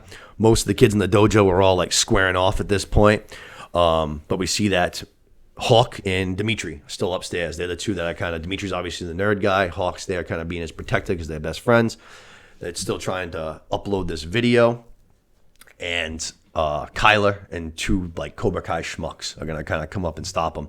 And this was a good little back and forth. I thought this was pretty funny. Kyler basically is doing the same bully thing that he always does. Hawk's just like, dude, don't you ever like get sick of this? Like basically, like you've been doing the same bully act for years now. Every kid that you bully has kicked your ass. And Dimitri goes, while he's like doing the computer thing, like, I haven't. Hawk goes, don't worry, you're going to get your chance. Kyler's too stupid to ever learn his lesson. But I thought that was very, very, very funny. So then they kind of start squaring off. They go back downstairs and we see fucking this kid, Kenny, man. He learned that silver bullet move and he loves it. He already hit Hawk with it. Who's he going to hit it with now? His ex-boy, Robbie. Hits Robbie with the silver bullet. Robbie goes down. So Kenny's just using this move. He's getting fucking violent, this kid. Yeah. He's fierce, you know what I mean? He's just sucking the wind out of anybody. He doesn't give a shit. But we see Johnny's getting his absolute ass kicked. Silva walks on in. Johnny's just like, man, you look like shit. He's like, yeah, well, guess what? I look better than your boy Chosen because he's outside and he's fucking done. He's off the scoreboard, he says. And I was just like, oh, is he really? Like, are you just saying that? Or is he like really off the scoreboard? Like, I'm not convinced, but I don't like that you say that. And Johnny's like, you son of a bitch kind of a thing. Terry's like, I got to go to the dojo and take care of this. There's still a problem over there. Says to his senseis, finish him off. And I was just like, my God, dude. You are getting a lot more intense all of a sudden. We're killing people now. Yeah. Like, burning down a factory is one thing, putting a guy in jail for assault. We've all been elevating, I guess, to this level. And now we're just fucking ready to start dropping bodies over karate.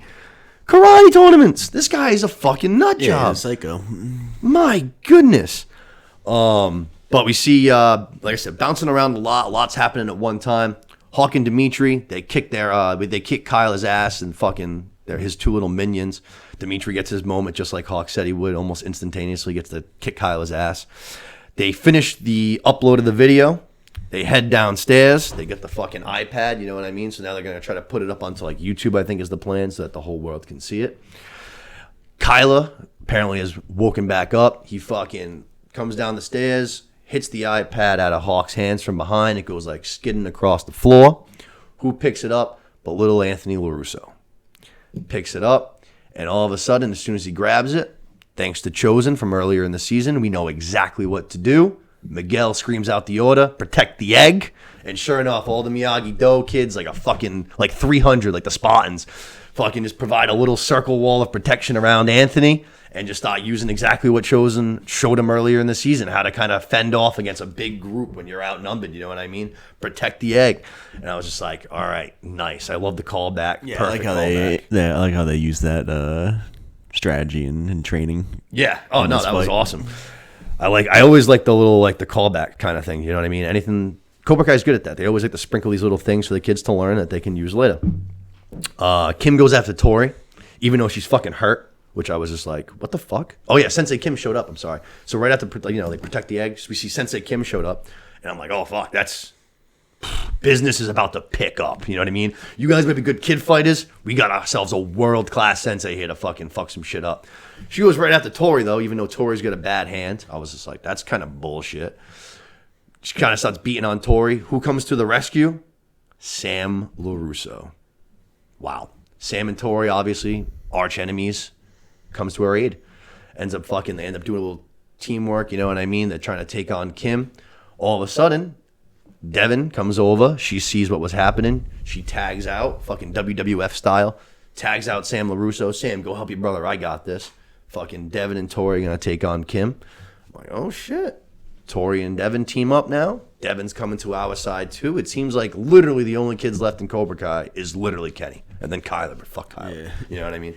But now Devin's out. Tori's out. We're all on the same team. This is what I was mentioning at the beginning of the episode. First time we have the whole gang fighting together. Robbie, Miguel, Hawk, Tori, Sam, Devin, fucking everybody, the whole crew.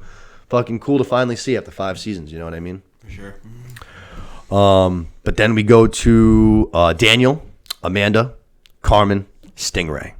Loved this quick little scene real fast. They have arrived at the dojo themselves. They get to the dojo, they're trying to head on in, and Cobra Kai's put like 3 or 4 just fucking like bounces basically outside to make sure no one gains entrance. So LaRusso's like, guys, like, get out of my way, you know what I mean? And they're ready to fight. And LaRusso's like, dude, I'm not going to fight you guys. You're children. I'm an adult. Like, I'm not going to whip your ass, you know what I mean? No problem. No worries, LaRusso. Stingray's here. Stingray literally just comes over. Don't worry. I'll take out this trash for you. Yeah. Fucking devil rays up the stairs, like on all 4s, which is wicked fucking funny. And then just lays the wood, just absolutely fucks up all 4 of those fucking kids. Like, all right, it's safe now. Let's go. Come on in. I loved that. Good little moment of redemption. Yeah. First time we've seen Stingray pull any fucking any karate in a long time. Probably since oh, actually, he did that quick little thing at the prom party where he fucks up his neighbor, but I was going to say the school fight. But both those were fucking... I love seeing Stingray. I love Stingray. I love him. Yeah, it's funny.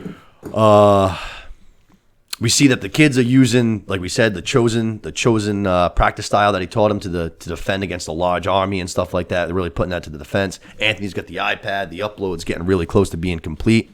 Like I said, it reminded me of like that 300 thing, you know what I mean? Just a small force that knows what they're doing, knows how to fight as a group against this huge army, you know what I'm saying? But fucking the upload completes.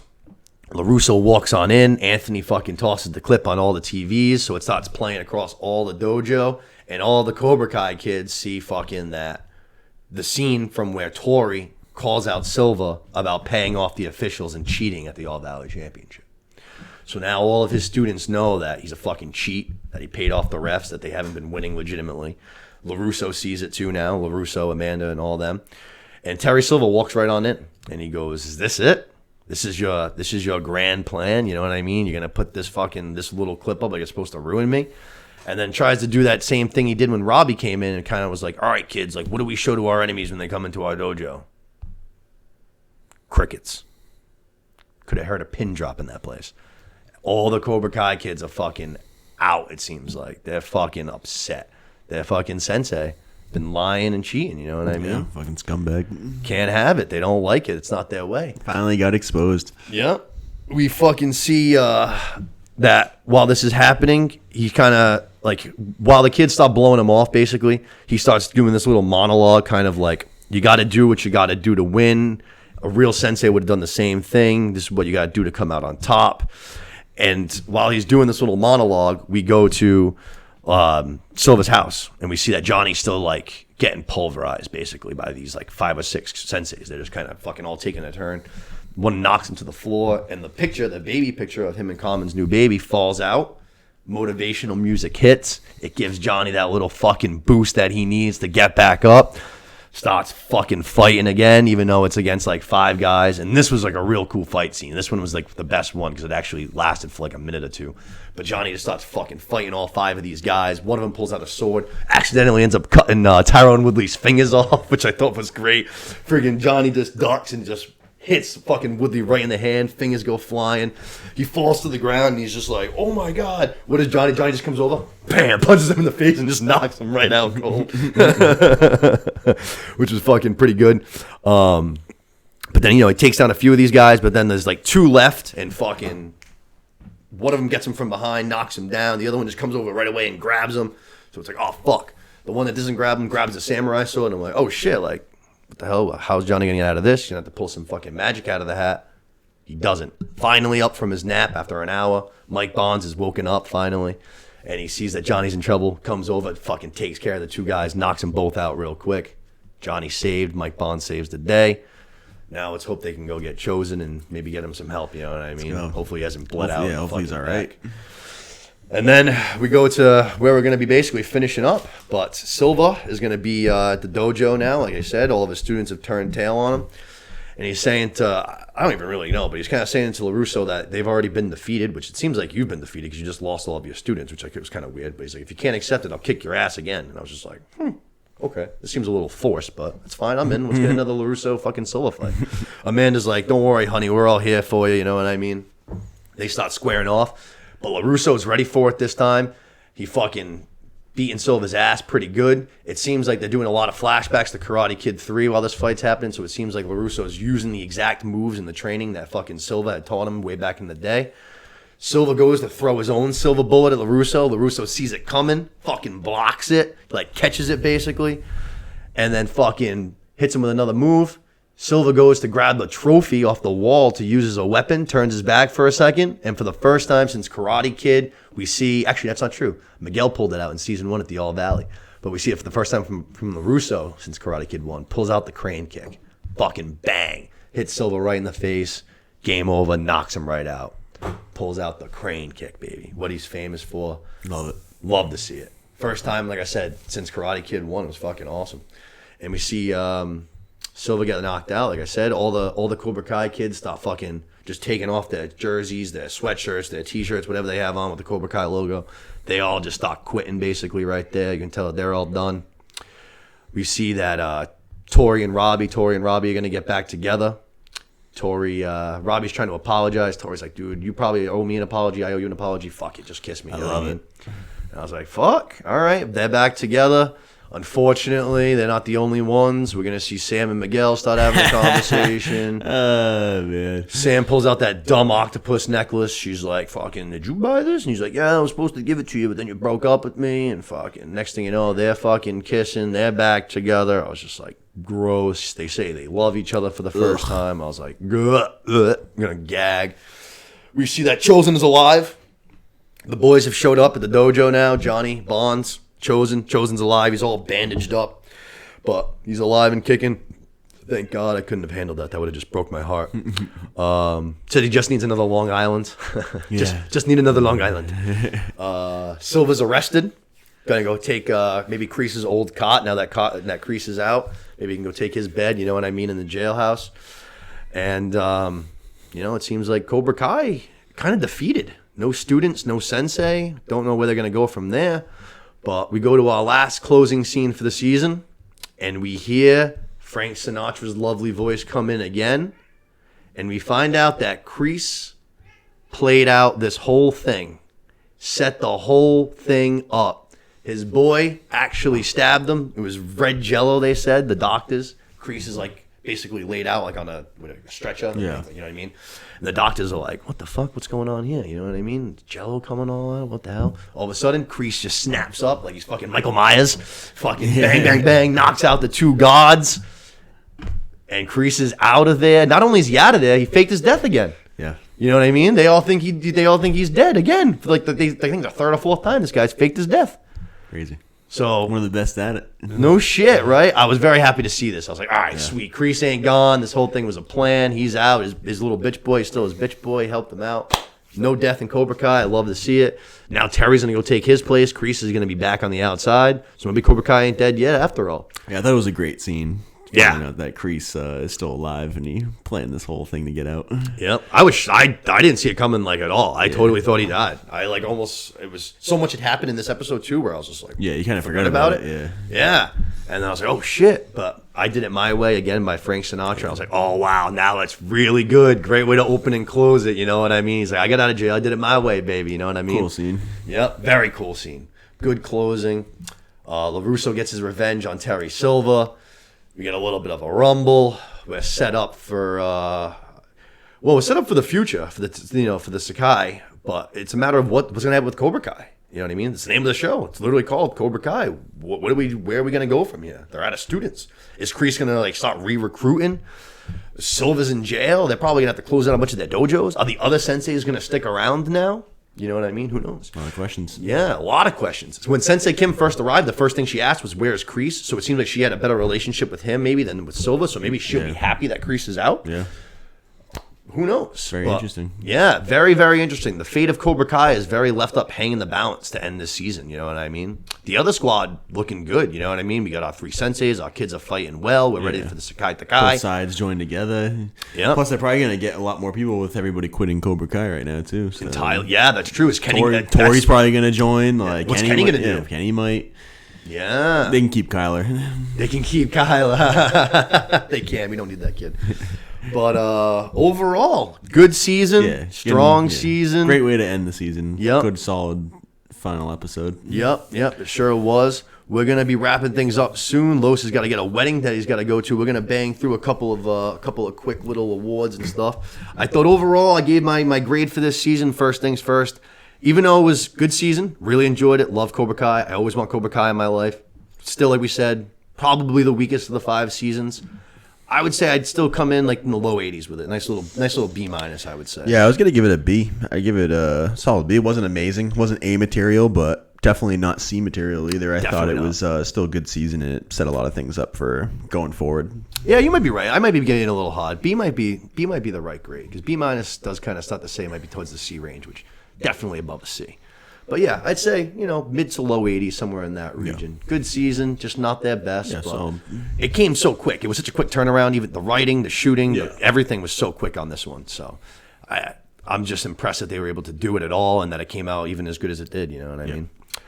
We have a couple of awards we're going to give out. I told Los I wanted to give out. I got 5 awards we're going to do. We're going to do stock drop and stock buy. Let's start there. The guy with the biggest stock drop for you this season. Whose stock are you selling? Who are you selling off? You can go first. You want me to go? All right. I hate to say it. I'm starting with my boy Miguel. I love him. He's my guy. But I'm selling a little bit of Miguel stock this season. He had a tough season.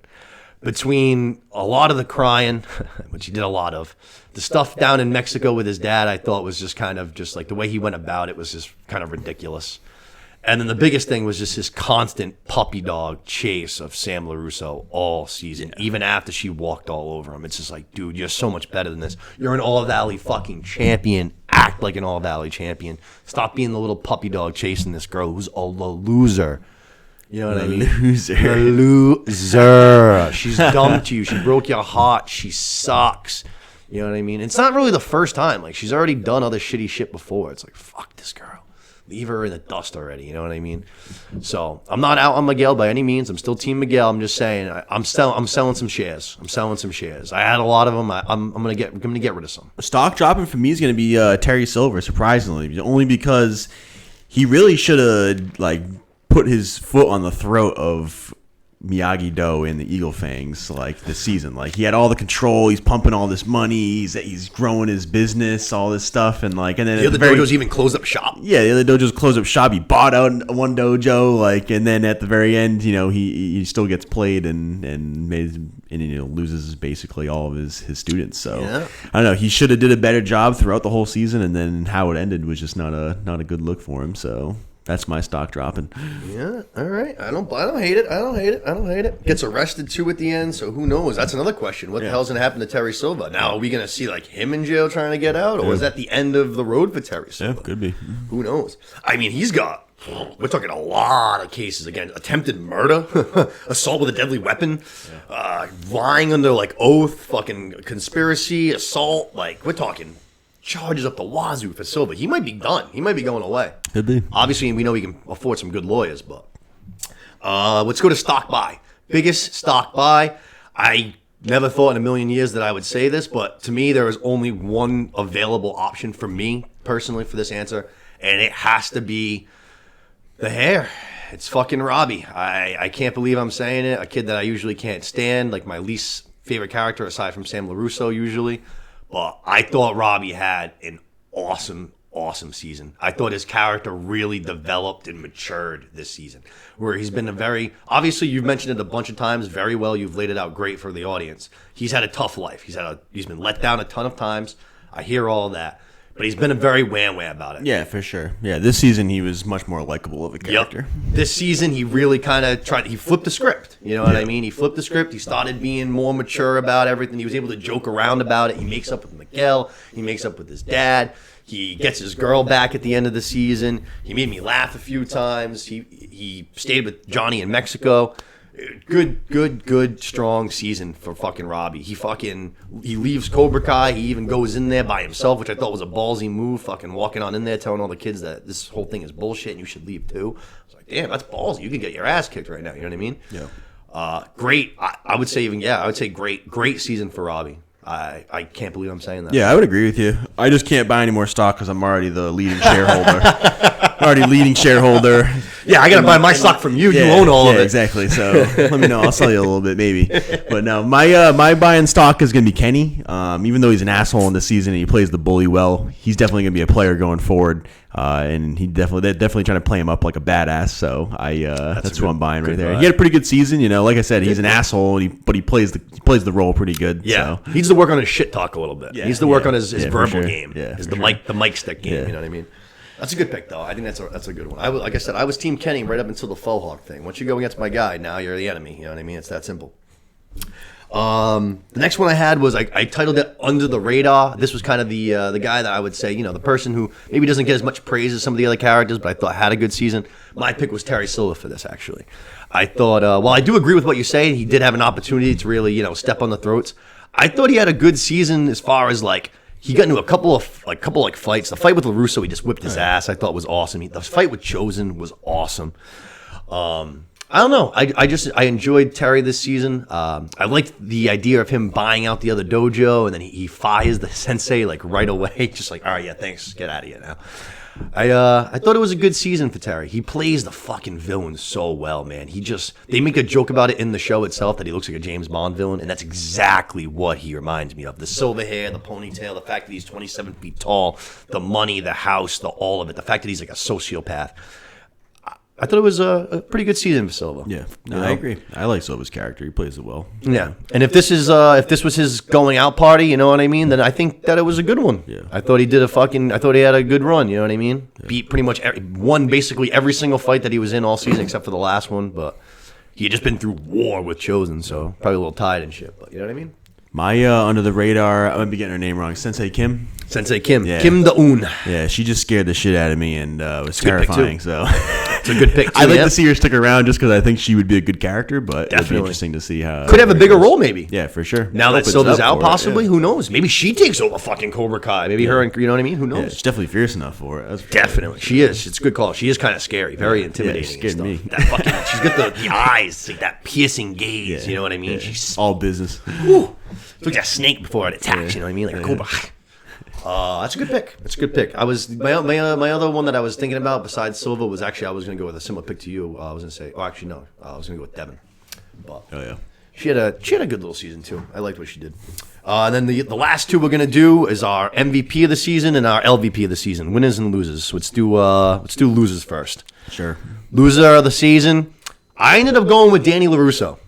I thought Danny LaRusso fucking had a tough season in my eyes. He got his ass kicked by Terry Silva. He's lost his wife and his kids for a little while, which they ended up, coming back to him and stuff. But even they were gone for like a day, and he already had the fucking alcoholic 5 o'clock shadow sweatpant vibe thing going on. I was just like, Jesus Christ. Then when Johnny Chosen and Bonds go off the freaking war, you know what I mean, in an awesome scene, he just stays behind by himself on the street like a loser and doesn't really do anything in the finale at all. Yeah. While everybody else is literally at war for the dojo, Danny's just driving around with Stingray and fucking Amanda and Carmen. I agree. I thought he had a real bad season. He had a bad season for sure. Yeah, which I don't mind to see because he's not exactly my favorite character. I don't dislike Daniel. He's obviously the reason why we're all here to begin with, but I just, this show's more obviously for Johnny than it is for him. But I just thought he had a tough season, man. Granted, he got the win at the end against Silva, but I don't think that made up for the actual ass kicking that he got earlier. He got his ass whooped. My loser of the season is going to be Sam the Loser. Sam the Loser. Yeah. But no, she sucks. I just can't stand her. Terrible. Yeah, I don't think I liked a single scene that she was in this entire season. Just every time she's on the screen, I'm just like, oh God, I'm annoyed. It's tough to watch. So she's very bratty again. Yeah, she's my least valuable. Yeah, and then when she finally gets like a win that like quote unquote matters, it's not even against the person she needs to win against, which is almost like. Yeah. Kind of like we said, almost that, not like a loser mentality, but it's like, it's just, you got the win, you beat Devin, you won for your dojo. Congrats. Right, but it's like, you didn't beat who you were supposed to beat. Like, you know what I mean? Yeah, she's just rough. Until you beat Tori, you know what I mean? It's nothing really matters until you beat Tori in a real fight. So, we'll see. But we'll see if that opportunity comes now, because it seems like they might be on the same side. Poor Ramsey. And then last but not least, to finish it up before we wrap it up here, MVP of the season. I don't know how you pick anybody else. It's my guy Chosen. Chosen came in this season from a small role in Cobra Kai season 3. He's in every episode this season. He was awesome. The character development, they turned him into a real character for the show going forward, which I love. He was hysterical. Yeah. He clearly was the most important. Just from the lesson that he taught the kids this season, ended up being the most important for the season. The the egg technique came into play huge. Definitely helped out Sam a couple times with some pep talks. Helped out everybody a few times. The bad eggs episode was hysterical. Yeah, it was a good episode. Such a funny episode. Him just going around hunting these kids was so great. Him dancing, the twin size, all of it, fucking hilarious. I thought he was spectacular this season. That's definitely, in my opinion, the best part of the season. And I can't wait to see more of them going forward. Yeah, same here. And this is one I'm going to agree with you on. Hands down. Chosen MVP. MV Chosen. I think that guy made me laugh like every scene that he was in this entire season. I found him to be hysterical, but then he also had some good scenes where he was teaching lessons to the kids. And he was awesome this season. So I want more of him. Great season for Chosen. Yeah. So many good lines, man. I can be monster. I am gasoline. Yeah, I am gasoline. So many good ones. But like we said, great season. Had a great time talking about it. You know what I mean? I can't wait for them to be back. Who knows when it'll be? I heard it's going to be a little bit of a hiatus because the writers are working on a different project for Netflix. But hey, we got two seasons this year, so I can take some time off. You know I can't what I mean? Complain. And the next one should be a banger. We're probably talking All Valley again. You know what I'm saying? Or Takai Sakai. Well, yeah, who knows? We'll see where it's going to go. But I think that's going to wrap it up for us here today. You have a wedding to get to. Got to go. So that's going to do it for us here. I hope all of you guys enjoyed the season of Cobra Kai and enjoyed talking about it here with us. Thank you for tuning in. As always, we ask that you guys please share this around to your fellow Cobras out there. Tell your friends about it. If they like the show, tell them to come check us out. Share it around. Subscribe to the channel. Leave a comment. Leave a rating. All that stuff really helps us out. Thank you to Los. It's been a great time doing this with you. I wouldn't have wanted to do it with anybody else. Thanks for having me. Yeah, of course, man. Wouldn't have wanted to talk Cobra Kai with anybody else. You know what I mean? This is our baby. It's always a good time. It's been a good time, and we will definitely talk to you guys soon. But for now, strike first, strike hard, no mercy, baby. Love it.